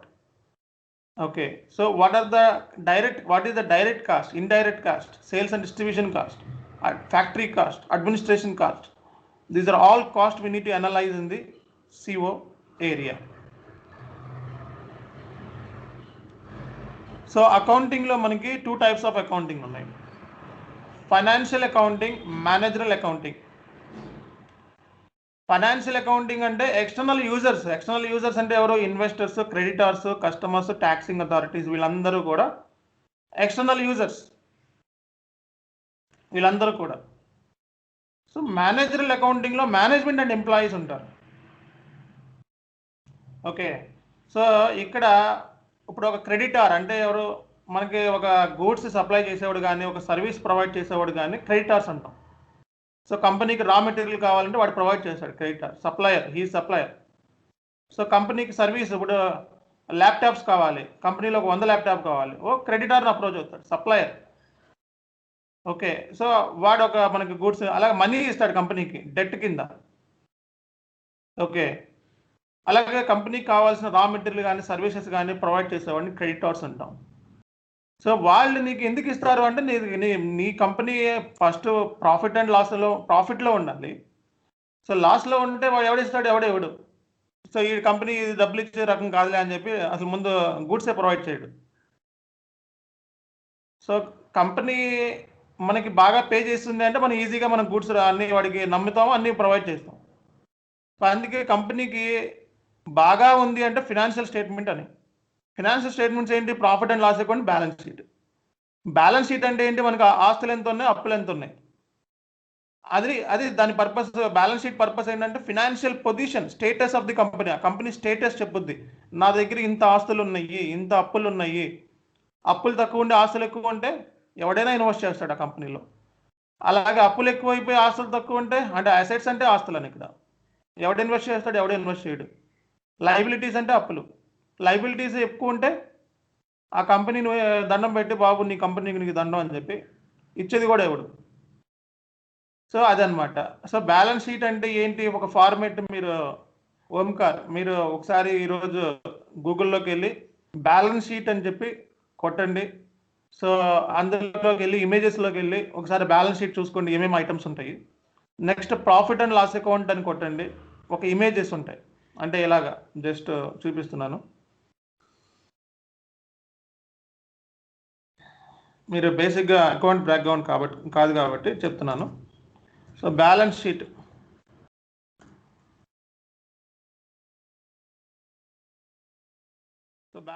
అని type చేసి ఇమేజెస్లోకి వెళ్ళండి. ఇమేజ్లోకి వెళ్ళి ఏదైనా ఒకటి చూడండి. Okay, assets, liabilities. So ఈ asset value ఎంత ఉంటుందో లైబిలిటీస్ కూడా అంతే రావాలి ఫైనల్గా. అసెట్స్లో ఏమేమి ఉంటాయి ఇవి ఒకసారి చదవండి. లైబిలిటీస్లో ఏమేమి ఉంటాయి అంటే ఆస్తుల్లో ఏమేమి కలుస్తాయి, లైబిలిటీస్లో ఏం కలుస్తాయి, మొత్తం కూడా ఈ టెర్మినాలజీ మొత్తం మీరు చదివేయాలి ఈరోజు. నెక్స్ట్ ఏం చేస్తారంటే ప్రాఫిట్ అండ్ లాస్ అకౌంట్ అని చెప్పి టైప్ చేయండి. ఓకే, సో ఇది ప్రాఫిట్ అండ్ లాస్ అకౌంట్. ఇది చిన్నగా ఉంది, ఇంకా పెద్దగా ఉంటాయి, ఇంకా ఇది తీసుకోండి. సో మనకి ఎక్స్పెన్సెస్ ఏముంటాయి కంపెనీలో, సో మనకి ఇన్కమ్స్ ఏముంటాయి, కమిషన్ ద్వారా కూడా ఇన్కమ్ రావచ్చు, డిస్కౌంట్ కూడా ఇన్కమ్ రావచ్చు. ఈ ఇన్కమ్ అంటే సేల్స్ చేస్తే మనకి ఇన్కమ్ వస్తుంది, అవన్నీ ఒక చోట. సో ఏమేమి ఎక్స్పెన్సెస్ ఉంటాయి ఇవన్నీ ఒక చోట. ఫైనల్గా మనకి ఎంత ప్రాఫిట్ వచ్చింది అనేది ఇక్కడ తెలుస్తుంది. ఓకే, సో మీ ఎక్స్పెన్సెస్ ఎక్కువైపోయి ఇన్కమ్ తక్కువ ఉందనుకో, మీరు లాస్లో ఉన్నారని company. So profit and loss account balance sheet ఒకసారి మీరు చూడండి. సో ఇది పర్పస్ ఆఫ్ అకౌంటింగ్. ఇక్కడ మేనేజరల్ అకౌంటింగ్ అంటే ఇంటర్నల్ యూజర్స్, అంటే ఎవరు ఉంటారు, ఎంప్లాయీస్, మేనేజ్మెంటే ఉంటుంది, వాళ్ళు మాత్రమే ఈ ఫార్ములా తెలుసుకుంటారు. వేరే వాళ్ళకి చెప్పారనుకోండి లీక్ అయిపోద్ది, కంపెనీ మ్యాటర్స్ ప్రాబ్లం అయిపోతుంది. వేరే వాళ్ళు మీకంటే బెటర్ ప్రోడక్ట్ని రిలీజ్ చేస్తారు మార్కెట్లోకి. అవసరమా మనకి? సో ఇంటర్నల్ రిపోర్టింగ్ అంటే ఏంటి? సో ఇప్పుడే చెప్పాము ఇంటర్నల్ రిపోర్టింగ్ అనేది కంట్రోలింగ్లో ఉంటుంది బాబు అని. సో ఇంటర్నల్ రిపోర్టింగ్ అంటే ఏంటి అంటే బడ్జెట్స్. ఈవెన్ మనకి శాలరీ వచ్చింది, ఒక 10,000 శాలరీ వచ్చింది, 15,000 శాలరీ వచ్చింది, రెంట్కి పీజీకి ఒక 4,000, ఫుడ్కి ఒక 4,000, 8,000 అయిపోయినాయి, ఇంకా 4,000 ఉంది. ఈ 4,000లో 2,000 పేరెంట్స్ పంపించాం, ఒక 2,000 మజా చేసుకున్నాం. సో ఇది మనకి ప్లానింగ్ ఎవ్రీ మంత్, అవునా కదా? అంటే మనకు వచ్చే శాలరీకే అంత ప్లానింగ్ చేసుకుంటున్నప్పుడు, సో కంపెనీలో మనకి ప్రాఫిట్ రావాలి అంటే కంపెనీ ఇంకెంత ప్లాన్ చేసుకుంటుంది? అంటే కంపెనీకి ఎక్స్పెన్సెస్ కూడా ఉంటాయిగా, మరి దానికి ఒక ప్లానింగ్ ఉంటుంది కంపెనీ దగ్గర, దాన్ని బడ్జెట్ అంటాం. Budget is just like a planning, estimated plans. Let's say ఈరోజు నాకు డెమో సెషన్కి 100 మంది వస్తామని నేను అజంప్షన్ చేశాను. అజంప్షన్ అంటే ప్లాన్ చేశాను, బట్ వచ్చింది ఒక 50 మంది. But what about next 50 members ఏమయ్యారు? బట్ నేను జస్ట్ ప్లాన్ చేసుకున్నది 100 మంది వస్తారు కన్ఫామ్గా అని, కానీ వచ్చిందంతా 50 మందే. మిగతా 50 మంది ఏమయ్యారు? అది మేనేజ్మెంట్ డిసిషన్ తీసుకుంటుంది. నేను డిసిషన్ తీసుకోవాలి, ఏం ప్రాబ్లం వచ్చింది, 50 మంది ఎందుకు రాలేదు? 50 మందికి ఎందుకు రాలేదంటే ఒక 20 మందికి ఇంటర్నెట్ లేదు, ఒక 10 మందికి కంప్యూటర్ లేదు, లేకపోతే ల్యాప్టాప్ లేదు, మొబైల్ లేదు. సో మిగతా వాళ్ళు అన్ఇంట్రెస్ట్ చూపించారు, దాన్ని అనాలిసిస్ అంటాం. నెక్స్ట్ ఆ 50 మందిని కూడా ఇంటర్వ్యూకి, డెమోకి ఎలా తీసుకురావాలి అన్నది నా ప్లానింగ్. అలాగే కంపెనీలో ఒక పర్చేస్ చేసిన కాడి నుంచి అమ్మే వరకు కూడా ప్లానింగ్ అనేది ఉంటుంది. బడ్జెట్స్ పెట్టుకుంటాం, అంటే పర్చేస్ చేసిన ఒక రా మెటీరియల్ని పర్చేస్ చేయాలన్నా ఒక బడ్జెట్, ఒక రా మెటీరియల్ అమ్మాలన్నా ఒక బడ్జెట్. అంటే ఏంటి, ఇంత ఎస్టిమేషన్ చేసుకుంటాం, ఎస్టిమేటెడ్ ఫిగర్స్ చేసుకుంటాం. ఫస్ట్ ముందు ఏదన్నా ఒక బిల్డింగ్ కొనాలనుకుంటే మన దగ్గర ఎంత ఉంది అనేదే కదా మనం ఫస్ట్ ముందు ఎంత కావాలని ఎస్టిమేషన్ వేసుకుంటాం. అలాగే ఇక్కడ ఒక కంపెనీలో అయ్యే ఎక్స్పెండిచర్ మొత్తానికి ఒక బడ్జెట్ పెట్టుకుంటాం, ఎస్టిమేటెడ్ బడ్జెట్. వస్తుంది అనడానికి కూడా ఒక బడ్జెట్ పెట్టుకుంటాం, ఇంత ప్రాఫిట్ వచ్చుద్ది అన్నది కూడా ఒక బడ్జెట్ పెట్టుకుంటాం. అంటే బడ్జెట్ అంటే ఇక్కడ ఎస్టిమేటెడ్ ప్లాన్స్ అనమాట. సో ఈ నెలలో నాకు ఈ ఇయర్ మొత్తానికి కంపెనీకి రెంట్ 1,00,000 రూపాయలు అవుతుంది అని పెట్టుకున్న బడ్జెట్. ఓకే, తర్వాత రా మెటీరియల్ కొనడానికి ఒక 10 లక్షలు కావాలి, ఇదొక బడ్జెట్. లేబర్కి ఒక 15 లక్షలు కావాలి, ఇదొక బడ్జెట్. అడ్మినిస్ట్రేషన్ కాస్ట్కి అంటే ఆడిట్ ఫీజులు కానీ లేకపోతే ఆఫీస్లో ఉండే చిన్న చిన్న కాస్ట్లు ఉంటాయి కదా, అన్నిటికి ఒక 5 లక్షలు పెట్టుకున్నా. ఇవి నా బడ్జెట్. మొత్తం కలిపి 1,00,000 రూపాయలు అవుద్దని ఎస్టిమేషన్ వేసా, కానీ 1,50,000 మొత్తం కలిపి 10 లక్షలు అవుద్దని ఎస్టిమేషన్ వేసా, 15 లక్షలు అయింది. ఎందుకు అయింది 15 లక్షలు? ఎక్కడ తప్పు కొట్టింది? మన ప్లానింగ్ ఏంటి, మన ఎస్టిమేషన్ వేసింది ఎందుకు క్రాస్ అయిపోయింది 5 లక్షలు అనేది మేనేజ్మెంట్ తీసుకుంటుంది డిసిషన్.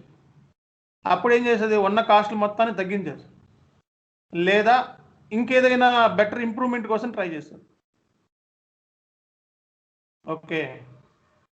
సో దాన్నే ఇక్కడ మనకి బడ్జెట్ అనేది ప్రతి దాని ఉండాలి లైఫ్లో. ఈవెన్ మనకి రియల్ టైంలో కాదు, మామూలుగా ఈ ఎస్ఏపిలో పాయింట్ ఆఫ్ వ్యూలో కాదు, మనం ఈవెన్ మనం చేసే ప్రతి పనిలో కూడా బడ్జెట్ని మనం సెట్ చేసుకోవాలి. మనకు 15,000 ఇన్కమ్ వస్తే ఆ 15,000లో సేవింగ్ని మనం పెట్టుకుంటా ఉండాలి. ఒక 10,000 పోతే 5,000 సేవింగ్ పెట్టుకుంటా ఉండాలి ఫ్యూచర్ కోసం. సో పాండమిక్ సిచ్యువేషన్, మనం కరోనా వచ్చింది, చేతిలో డబ్బులు లేని వాళ్ళ పరిస్థితి అంతా ఏమైంది మీ అందరికీ తెలుసు. సో కరోనా వచ్చిన సిచ్యువేషన్ బట్టి ఎవడో డబ్బులు కూడా ఇవ్వడానికి చూపించడు, ఇచ్చేవాడు కూడా ఎవడు, ఆడు ఎలాగో డబ్బులు రావు కాబట్టి. సో అప్పుడు దాకా దాచుకున్న వాళ్ళ పరిస్థితి ఏమైంది, దాచుకోలేని పరిస్థితి ఏమైంది. సో దాచుకున్న వాళ్ళ పరిస్థితి ఆ డబ్బులతో గడిపేశాడు కరోనా మొత్తం 1 year పాటు, ఎటు సక్సెస్ఫుల్గా ఒక ఎంజాయ్మెంట్ చేశాడు. మరి దాచుకోలేని వాళ్ళ పరిస్థితి ఏంటి? అందుకే ఏంటి, మనీ సేవింగ్ అనేది చాలా ఇంపార్టెంట్. ఇక్కడ దానికి దీనికి అన్రిలేటెడే, బట్ టాపిక్ అన్రిలేటెడే, బట్ పర్పస్ ఏంటంటే బడ్జెట్ కూడా అందుకే పెట్టుకునేది. కంపెనీలో ప్రాఫిట్స్ని కోసం బడ్జెట్ అనేది అల్టిమేట్ ఏమేంటి, కంపెనీకి ప్రాఫిట్ రావాలంటే బడ్జెట్ని సెట్ చేసుకోవాలి బాబు. ఇంతకంటే ఎక్కువ క్రాస్ అవ్వకూడదు నా లిమిట్. రా మెటీరియల్కి 10 లక్షలు సెట్ చేసుకుంటే 10 లక్షల కంటే క్రాస్ అవ్వకూడదు. ఎందుకు క్రాస్ అయిందంటే సడన్గా రా మెటీరియల్ ఇంక్రీజ్ అయిపోయినాయి, మార్కెట్లో ఫ్లక్చుయేషన్స్ వచ్చి స్టాక్ మార్కెట్లు పడిపోయినాయి. సో గోల్డ్ సడన్గా ఇంక్రీజ్ అయిపోయింది మన కరోనా మూమెంట్లో. ఎందుకు ఇంక్రీజ్ అయింది, ఎవడు ఎక్స్పెక్ట్ చేస్తాడు? అట్లాగే రా మెటీరియల్ కాస్ట్ ఎప్పుడు కూడా స్టాండర్డ్గా ఉండదు, దాని మూలంగా ప్రైస్ పెరిగిపోతుంది. ప్రైస్ పెరిగితే ఆటోమేటిక్గా ప్రోడక్ట్ కాస్ట్ కూడా పెంచేస్తాం. 500 రూపాయలు ఉన్న కాస్ట్ 600కి వెళ్ళిపోతుంది. ఎందుకంటే రా మెటీరియల్ ఎక్కువ ఉంది. ఒక్కోసారి చికెన్ కాస్ట్, కేజీ చికెన్ ఎంత 100 రూపాయలు ఉంటుంది. సో కరోనా మూమెంట్లో 15 రూపాయలకి కూడా అమ్మారు. అదే చికెన్ ఇప్పుడు 200 రూపాయలు. అంటే రా మెటీరియల్ ఇక్కడ ఒక ప్రోడక్ట్ కాస్ట్ అనేది సడన్గా ఎప్పుడు డిక్రీజ్ అయిపోతూ ఉంటుంది. రీజన్ ఏంటంటే మార్కెట్ సిచ్యువేషన్ బాగోకపోతే పెరిగిపోవచ్చు, ఆ కాస్ట్, లేబర్ కాస్ట్ పెరిగిపోవచ్చు. సో అందుకే ఏంటంటే బడ్జెట్ అనేది చాలా ఇంపార్టెంట్. బడ్జెట్ని సెట్ చేసుకుంటే ఆ క్రాస్ అవ్వకుండా మనం, ఆ కాస్ట్ ఎక్కువ క్రాస్ అవ్వకుండా మనం తగ్గించడానికి ఉపయోగం ఉంటుంది. రియల్ టైంలో మనం ప్రాఫిట్ని క్రియేట్ చేయడం, అంటే ప్రాఫిట్ పొందడానికి మనకు బడ్జెట్లు ఉంటాయి, కాస్ట్ని తగ్గించడానికి కూడా మనం బడ్జెట్ని సెట్ చేసుకుంటాం. సో రెంట్కి 2 లక్షలు కాస్ట్ అవుతుంది అనుకుంటే 2,50,000 అయింది. ఆ 50,000ని ఎనలైజ్ చేయడమే వేరియన్స్ ఎనాలిసిస్ అంటాం. అంటే యాక్చువల్కిను స్టాండర్డ్, అంటే బడ్జెట్కిను, budget versus actual is called as variance. అది రా మెటీరియల్ వేరియన్స్ అవ్వచ్చు, రా మెటీరియల్ పర్చేస్ వేరియన్స్ అవ్వచ్చు, లేబర్ కాస్ట్ వేరియన్స్ అవ్వచ్చు, ఓవర్ హెడ్స్ వేరియన్స్ అవ్వచ్చు, అడ్మినిస్ట్రేషన్ కాస్ట్, ఏదైనా కానీ. సో ప్రతిదానికి బడ్జెట్ సెట్ చేసుకుంటాం. ఆ వేరియన్స్ని అనలైజ్ చేయటమే ఈ మేనేజ్మెంట్ అకౌంటింగ్. ఆ వేరియన్స్ని అనలైజ్ చేసామనుకో, మనం అనుకున్న కాస్ట్లోనే మనకు వచ్చేసింది అనుకో, రెంట్ మనం 2 lakhs అనుకున్నాం, 2 lakhs లోపలే అయిపోయింది అనుకో, మన ప్రాఫిట్స్ అనుకున్న ప్రాఫిట్స్ అనుకున్న విధంగా ఉంటాయి. ఒక సైడ్ నుంచి కాస్ట్ పెరిగిపోతూ ఉందనుకో, సో ఈ ఇన్కమ్ ఎలాగో రాదు, కాస్ట్ పెరిగిపోతే. సో ఆ ఇన్కమ్ కంటే కాస్ట్ క్రాస్ చేసింది అనుకోండి, కంపెనీ లాస్లో ఉందని లెక్క. దానికోసం profit and loss account prepare చేసేది. సో ఇది పర్పస్. సో బడ్జెటింగ్ అంటే ప్రతి దానికి ఎక్స్పెండిచర్కి బడ్జెట్ ఉంటుంది, ఇన్కమ్కి బడ్జెట్. ఈ ఇయర్లో నాకు 2 లక్షల రూపాయలు సేల్స్ అవుతుంది, నా ప్రోడక్ట్కి వస్తుంది, 2 crores వస్తుందని ఎస్టిమేషన్ వేసా. సడన్గా కరోనా వచ్చింది, ఓకే, మార్కెట్ ఫ్లక్చుయేషన్స్ టప పడిపోయి ఆ 2 కోట్లు వస్తుందని అనుకున్నది 1 కోటి కూడా రాలేదు. కానీ నా బడ్జెట్ ప్లానింగ్ 2 crores.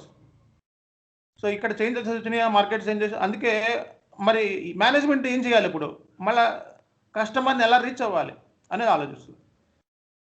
ఈ కాన్సెప్ట్ మీరు అర్థం చేసుకుంటే సిఓ అనేది ఈజీ అయిపోతుంది. ఇప్పుడు ఎవరైనా మిమ్మల్ని వేరియన్స్ అంటే ఏంటి, the difference between the budgets and actual is called as variance. So my estimated budget for raw material is 10 lakhs, but it is really happened is 12 lakhs. I need to investigate why 12 lakhs. What is the difference 2 lakhs? Why the 2 lakhs? I need to investigate. So to reduce the cost. So adanamata ee management accounting purpose adi.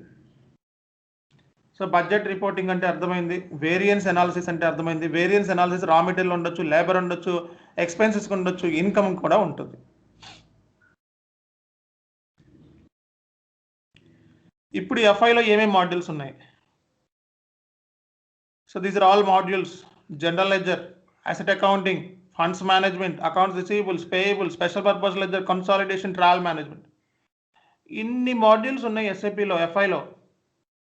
Okay, ఇన్ని modules మనం చదువుకోము. ఇందులో consolidation అనేది మళ్ళీ ఒక module, కొత్తగా ఇంకో module create చేస్తారు ఎస్ఏపిలో. Special పర్పస్లు ఎత్తిపడేశారు. Travel management మనకు అనవసరం. సో మనం నేర్చుకునేది general ledger, asset accounting, accounts receivables, payables. ఇవి కాకుండా with holding tax, new GL concept కూడా మనం నేర్చుకుంటాం. సో నేను ఆ లిస్ట్ మీకు పెట్టాను యూట్యూబ్లో, అది ఆ లిస్ట్ నుంచి చెప్తాను.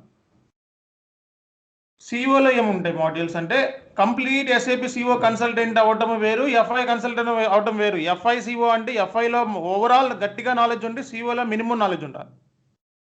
కన్ఫ్యూజ్ అవ్వకూడదు. సిఓ కన్సల్టెంట్ అంటే సిఓలో మొత్తం సిఓ నేర్చుకోవాలంటే మళ్ళీ అదొక తలకాయ చాలా కష్టమైన ఆస్పెక్ట్స్, బట్ నేర్చుకోవచ్చు. ఇంట్రెస్ట్ ఉండాలి దాని మీద, కొంచెం కష్టంగా ఉంటుంది. సిఓ మొత్తం అన్ని మాడ్యూల్స్ మీద నాలెడ్జ్ ఉంటే మనం సిఓ కన్సల్టెంట్ అంటాం. సో ఎఫ్ఐ మీద మనకి నాలెడ్జ్ ఉంటే ఎఫ్ఐ కన్సల్టెంట్ అంటాం. ఎఫ్ఐ మీద నాలెడ్జ్ ఉంటే సిఓలో కూడా నాలెడ్జ్ ఉంటే, ఎఫ్ఐలో ఓవరాల్ గట్టిగా నాలెడ్జ్ ఉంటే సిఓలో కూడా నాలెడ్జ్ ఉంటే ఎఫ్ఐ సిఓ కన్సల్టెంట్ అంటాం. అంటే రెండింటి మీద నాలెడ్జ్ ఉండాలని. దీంతో పాటు ఎంఎం కూడా నాలెడ్జ్ ఉంటుంది. ఎంఎంలో కూడా నేర్చుకుంటాం మెల్లగా, ఎస్డీలో కూడా మెల్లగా నేర్చుకుంటాం. అది మెయిన్ ఎఫ్ఐ సిఓ. అందుకే మీరు బాగా డిమాండ్ ఎక్కువ ఉంది అంటే అన్ని మాడ్యూల్ తెలుసు కాబట్టి రోడ్ ఏదైనా ఇచ్చినా చేసి పెడతాడని చెప్పి ఎఫ్ఐ సిఓ అని తీసుకుంటారు ఎక్కువ. ఎస్ఏపి గ్లోబల్ సర్టిఫికేషన్ కావాలంటే మన దగ్గర డంప్ ఉంది, హనా డంప్. సో ఈ డంప్ కనుక మీరు యూజ్ చేసుకున్నట్లయితే 70% దాంట్లో నుంచి క్వశ్చన్స్ వస్తాయి, క్లియర్ చేసుకోవచ్చు. బట్ సర్టిఫికేషన్ అనేది మీకు 1.5 కానీ 2 years ఉండాలి. మీకు ఎస్ఏపి ఎక్స్పీరియన్స్ మీ దగ్గర నిజంగా 2 years ఉంటే సర్టిఫికేషన్ అప్లై చేస్తే 45,000లో అయిపోతుంది. డైరెక్ట్గా మీరు ఎస్ఏపి వాళ్ళకి రాయాలి ఎగ్జామ్. సో ఇక్కడ మనకి ఆటాస్ అని, లీతన్ అని, బ్రాడ్ లైన్ అని ఎస్ఏపి పార్ట్నర్స్ కూడా ఉంటాయి, కొన్ని ఆథరైజ్డ్ సెంటర్స్ కూడా ఉంటాయి. సో మీ బెంగళూరులో ఉంటే బెంగళూరులో ఆథరైజ్డ్ ఎస్ఏపి పార్ట్నర్స్ ఎవరు అన్నది కనుక్కొని అక్కడికి వెళ్ళి కన్ఫర్మేషన్ తీసుకుంటే 45,000లో మీకు అయిపోతుంది. 2 years ఎస్ఏపి ఎక్స్పీరియన్స్ ఉంటాయి. లేదు అనుకుంటే 4 లక్షల నుంచి 3,50,000 నుంచి 4 లక్షలు అవుతుంది ఫ్రెషర్ అయితే. ఓకే, అది అంటే ఎక్స్పీరియన్స్ లేకపోతే ఫ్రెషర్కి ఆ ఆథరైజ్డ్ ట్రైనింగ్ సెంటర్లోనే మీకు ట్రైనింగ్ ఇస్తారు. ఆ తర్వాత వాళ్ళే గ్లోబల్ సర్టిఫికేట్ ఇస్తారు. So global certificate valid for entire country. Certification ఉంటేనే నాకు జాబ్ వస్తుందా అనుకుంటే పొరపాటే. ఇండియాలో సర్టిఫికేషన్కి ఎటువంటి వాల్యూ ఉండదు. సో ఫ్రెషర్గా ఉంటే సర్టిఫికేట్ అడుగుతారు, సర్టిఫికేట్ ఏమైనా చేసావా అని. లేకపోయినా నువ్వు ఇంటర్వ్యూలో ప్రూవ్ చేసుకుంటే సక్సెస్ అవ్వచ్చు. నాకు బాగా వచ్చు, నేను బాగా కోచింగ్ తీసుకున్నాను అని. సో అది అడుగుతారో మనం చెప్పగలిగితే ఓకే. సర్టిఫికేషన్ చూసి జాబులు ఇచ్చే రోజులైతే ఈ రోజు కావు. సర్టిఫికేషన్ అనేది యాడెడ్ అడ్వాంటేజ్ వరకే. సో మీరు బాగా కొంచెం పర్ఫామ్ చేసి సర్టిఫికేషన్ చూసి ఇస్తారు. సర్టిఫికేషన్ లేకపోతే ఇంటర్వ్యూలో పూర్తిగా పర్ఫామ్ చేయాల్సి ఉంటుంది. ఫ్రెషర్ అయితే ఎక్స్పీరియన్స్ సర్టిఫికేషన్ చూసి జాబులు ఇచ్చే పరిస్థితి లేదు. సో నీ దగ్గర సర్టిఫికేషన్ ఉన్నా సరే నీ టాలెంట్ మొత్తం క్యాప్చర్ చేసిన తర్వాత మీకు జాబ్ ఇస్తారు. సో శాలరీ అనేది 2.5 నుంచి 4 lakhs వరకు ఉంటుంది ఎస్ఏపి శాలరీ ఫ్రెషర్గా అయితే. ఎక్స్పీరియన్స్డ్గా అయితే మీది ఒక 5 lakhs ఉంటే దాని మీద 30, 40, 50, 60% దాకా వెళ్తుంది. కాంట్రాక్ట్ పొజిషన్లకు అయితే ఎక్కువ 70% కూడా ఇస్తారు. సో లాస్ట్ టైం నేను కాంట్రాక్ట్ పొజిషన్లోనే జాబ్ వచ్చింది, 70% హైక్ కొట్టాను ఒకేసారి. సో అదే మామూలు పొజిషన్లో అయితే మీకు 30% ఇస్తారు. వాళ్ళ దాంట్లో 9 lakhs అయితే 6 lakhs చేతికి వస్తాయి, కట్టింగ్లు ఉంటాయి. అదే కాంట్రాక్ట్లో అయితే అంత కట్టింగ్ ఉండవు, ఓన్లీ టీడీఎస్ కట్ చేస్తారు, పిఎఫ్ కట్ చేస్తారు. ఈ రెండే కట్టింగ్లు ఉంటాయి కాంట్రాక్ట్లో. బట్ కాంట్రాక్ట్ జాబ్స్కి నిలకడ ఉండదు, ఎప్పుడు పీకేస్తారో తెలియదు. బట్ పర్మనెంట్ జాబ్స్ అయితే సో కంపెనీ వాళ్ళు మనకి 3 months బెంచ్లో కూర్చోబెడతారు. జాబ్ ప్రాజెక్ట్ అసైన్ చేసే వరకు బెంచ్లో కూర్చోబెడతారు, లేదా ప్రాజెక్ట్ నుంచి పీకేసినా బెంచ్లో 3 months కూర్చోబెట్టి పోషిస్తారు. సో అది పర్మనెంట్ బెనిఫిట్స్. కానీ శాలరీ అనేది మనం అనుకున్నంత రాదు. అంటే 9 lakhs శాలరీ అయితే దాంట్లో కట్టింగ్లు అన్నీ పోను 6,50,000 అలా వస్తూ ఉంటుంది. సో ఇది బేసిక్గా ఎస్ఏపి ఎఫ్ఐసిఓ సంబంధించి డెమో.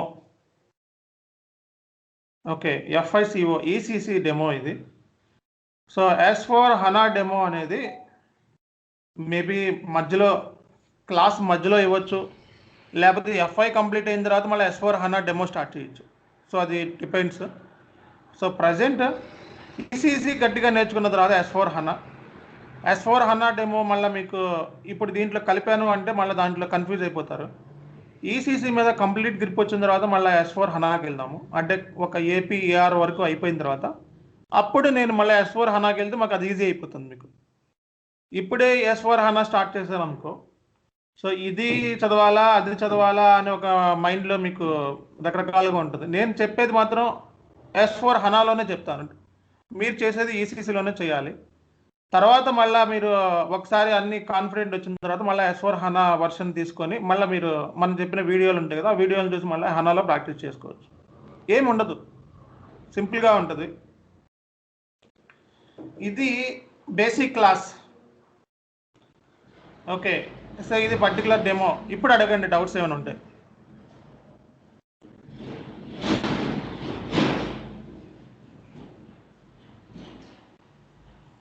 Any doubts? క్లారిటీ ఉందా? క్రిస్టల్ క్లియర్ క్లారిటీయా? క్లారిటీ లేదా? Any questions? సిల్లీ క్వశ్చన్స్ అని అడగచ్చు ఇప్పుడు. It is clear, sir. Sorry, crystal It is క్లియరా? clear, sir. Yes, sir. Your explanation is clear. Okay, Venkataramana, మిగతా వాళ్ళు ఎవరైనా ఉన్నారా? Clear, sir, about demo, ఇప్పుడు sir. SAP FICO అంటే ఓవరాల్గా అర్థమైంది కదా? Yes, sir. అవును సార్, బాగా హా. సో బాగా అర్థం అవటం కాదు, ఇక్కడ పాయింట్ ఏంటంటే ఇప్పుడు నేను అన్ని తెలుగులో చెప్పాను, తెలుగులో మీకు అర్థమైంది. ఇక్కడ తెలుగులో వీళ్ళు ఇంటర్వ్యూ చెప్తామా మనం? ఇంటర్వ్యూ తీసుకునేవాడు తెలుగులో చెప్తాడా? తెలుగులో అడుగుతాడా క్వశ్చన్స్? ఇంగ్లీష్లో అడుగుతాడు. మరి నేను ఇంగ్లీష్లో మీరు ఇవన్నీ కూడా నాకు ఇప్పుడు చెప్పాలి.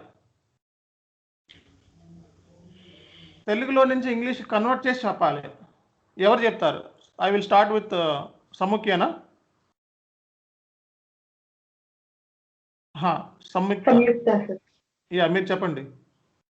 ఇప్పుడు దాకా ఏ క్లాసులో ఏం అర్థమైందో చెప్పండి. ఏం పర్లేదు, ఆర్డర్ అటు ఇటు అయినా పర్లేదు. Sir, I wrote some notes, sir. Can I go ahead with that? Yeah, please go ahead. Sir, actually, the SAP is an abbreviation of the Systems, Application, and Products in Database. Systems, it stands for the PC, and application is for ERP, and products, it's a combination of type of goods and services.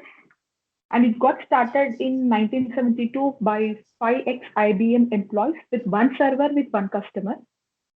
And it is also called as a business software, stores all the data in the system, like all products and services. It is the third largest company in the world. I mean, SAP competitor is the Oracle. Right now, we are using the R3, Real-Time 3, that is application, product, and database. And we have for SAP, we have features like it is as a high-level security.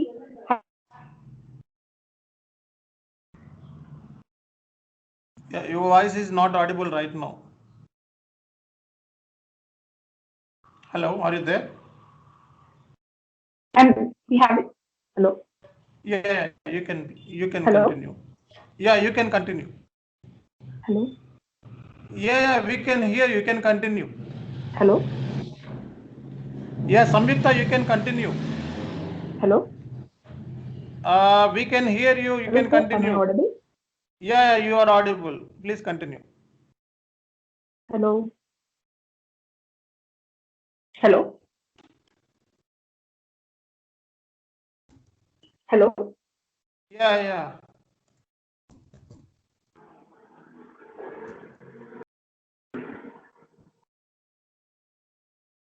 Okay. We have a features like for SAP, we have a high level of security, high productivity, and the faster growth. Faster growth means we can see as a cost saving and the best cheap product.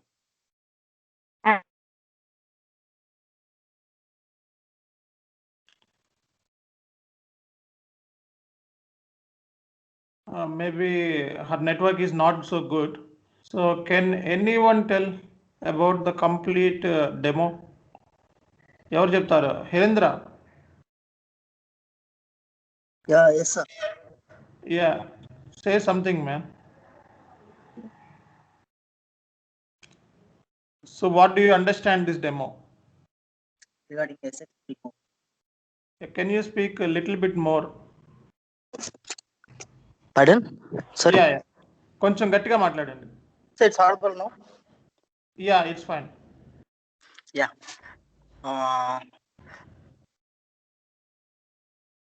SAP FICO, right? Actually, now we are using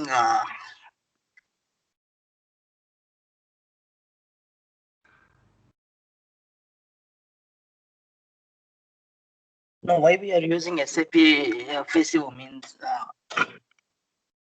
because of its have more benefits and it's have a lot of products compared to other ERP systems. It have a lot of products. We can use a different type of kind of products, and it has its own now it has its own servers and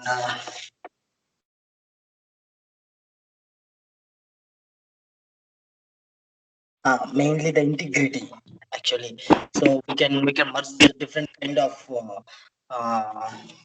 this one products in SAP. Integrity is a very important point here, and in SAP, and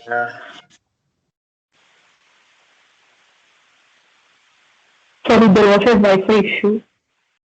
Okay, I think you got some network issue. You can continue. Yeah.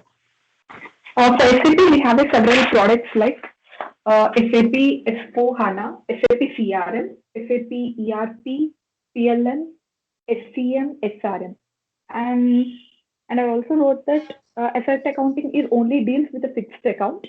Initially, for SAP, we don't have our own database, but especially from SAP HANA, we have our own database.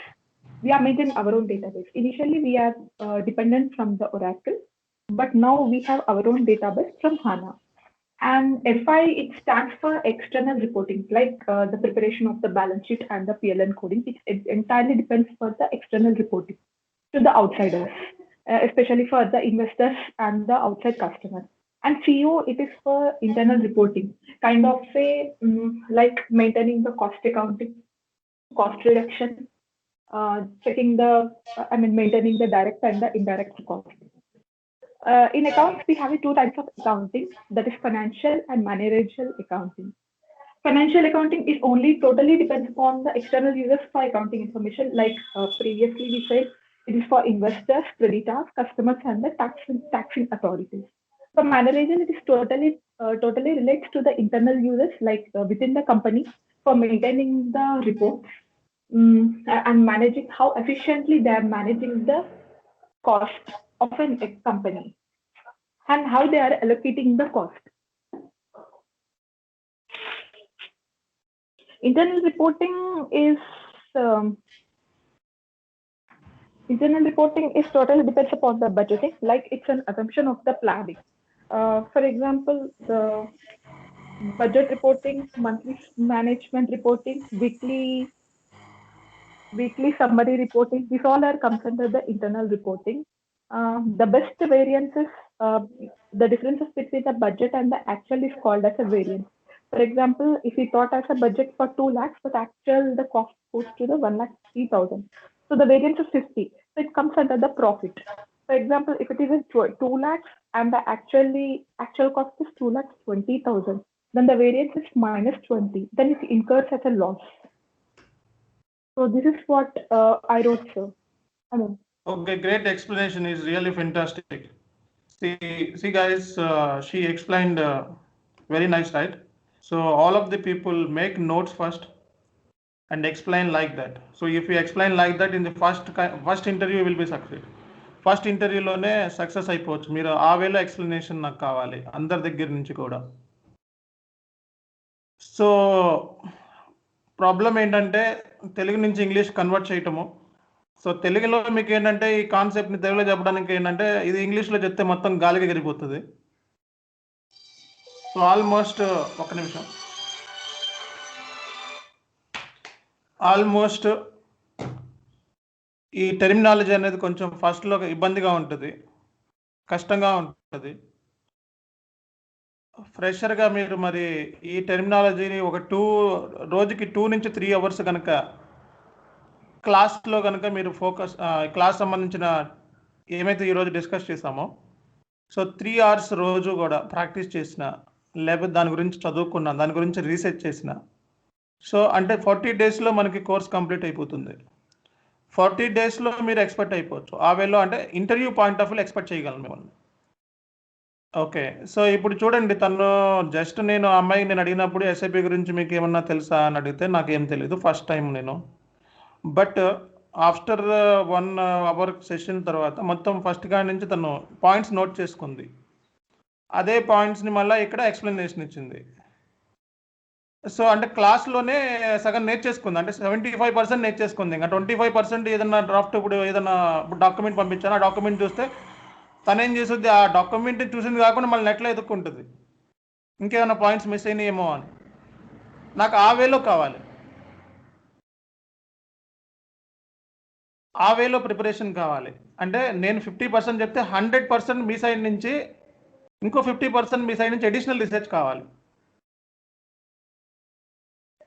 అలా మీరు చేయగలిగితే, అంటే నేను ఎక్కువ 5 hours కూడా ఏం prepare అవ్వమని చెప్పట్లేదు. క్లాస్లో చెప్పింది 1 అవర్, సో మీరు ఒక 2 అవర్స్ కూర్చోండి అంటున్నా. ఆ క్లాస్లో చెప్పిన దాని మీద 2 అవర్స్, అంటే 1 అవర్ నేను చెప్పింది కలెక్ట్ చేసుకోవడం, 1 అవర్ మీరు అడిషనల్ రీసెర్చ్ చేసుకోవడం, మీరు పాయింట్స్ నోట్ చేసుకోవడం, చదువుకోవడం. సో అట్లీస్ట్ 3 అవర్స్ స్పెండ్ చేస్తే 40 డేస్లో కోర్స్ కంప్లీట్ అయిపోతుంది. 40 డేస్లోనే మీరు మొత్తం నేర్చుకునే పరిస్థితి ఉంటుంది. సో ఏ ఒక్క క్లాస్ కూడా మిస్ అవ్వకూడదు. Each class important. ఏ ఒక్క క్లాస్ మిస్ అయినా సరే పోయినట్టే. అంటే రికార్డ్ అవుతుంది అనుకో వీడియో, బట్ క్లాస్ అనేది మిస్ అవ్వకూడదు. ఎట్టి పరిస్థితుల్లోని 40 డేస్ క్లాసెస్ మిస్ అవ్వకూడదు. సాటర్డే సండే లీవ్ ఉంటుంది, అంటే వీక్లీ 5 క్లాసెస్ ఉంటాయి. సాటర్డే సండే ఉండొచ్చు కూడా ఒక్కోసారి. సో మీరు అన్నింటికి రెడీగా ఉండాలి. 40 డేస్ నాది కాదు, కంప్లీట్గా ఇది 40 డేస్ నావి కావు అని చెప్పి మీరు రెడీగా ఉండాలి. ఈ 40 డేస్లో రోజుకి 3 అవర్స్, ఓన్లీ 3 అవర్సే అడుగుతున్నా నేను. 3 అవర్స్ ప్రిపేర్ అయితే చాలు. ఓకే, సో నా యూట్యూబ్ వీడియోస్ మళ్ళీ ఫస్ట్ కాడి నుంచి యూట్యూబ్లో ఉన్న వీడియోలు చూస్తూ ఉండాలి.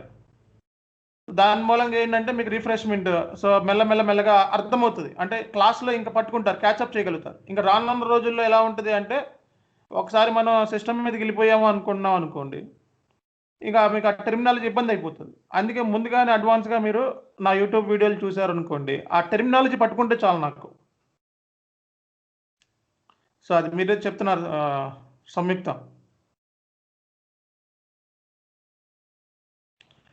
నెక్స్ట్ చెప్పండి. Hello. Right now I don't have any questions. Right now I don't have any questions, sir. But sure, today I will make it.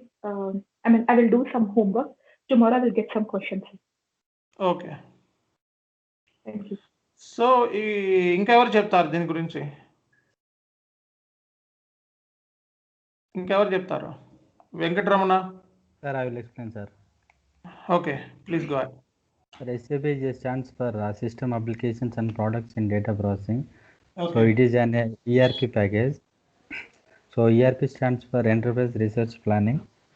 So it is integrated with all modules in the one system. It means like we can operate multiple modules in a single platform.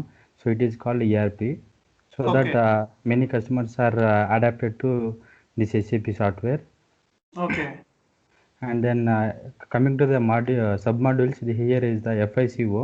So FI means stands for financial accounting. It is used for external reporting, like preparing PL and L account and balance sheet and all. And coming to CO, it is for controlling part. So here it is used for internal accounting, like preparing the budget planning and allocating the budget for like internal management. And ECC stands for ERP Central Component. And SAP was released in 1972 in Germany. So with X employees of IBM, with 5 employees, and it is top 3 in the world largest company. So it is started with one server and one customer. Now it went to more than 400 customers all over the world. And main advantage of SAP is that like it is integrating with the various many modules, and it is very faster and cheaper, and it is you can operate with multiple languages and multiple currencies and multiple countries, and also it is help to reduce the manpower as well. So this is the what I make the notes sir today. Great great great చాలా బాగా చెప్పారు, super. నాకు ఈ way of explanation ఉన్నా సరే first 3 అంటే minimum ఒక 5 ఇంటర్వ్యూస్కి వెళ్తే 3 ఇంటర్వ్యూలైనా సక్సెస్ అవ్వచ్చు అనమాట. సో ఈ కైండ్ ఆఫ్ ఎక్స్ప్లెనేషన్ నాకున్నా సరిపోతుంది. నెక్స్ట్ ఇంకెవరన్నా చెప్తారా? హరిత.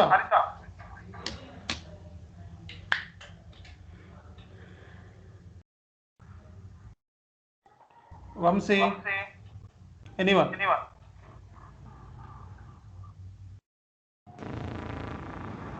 Okay, no problem. Tomorrow,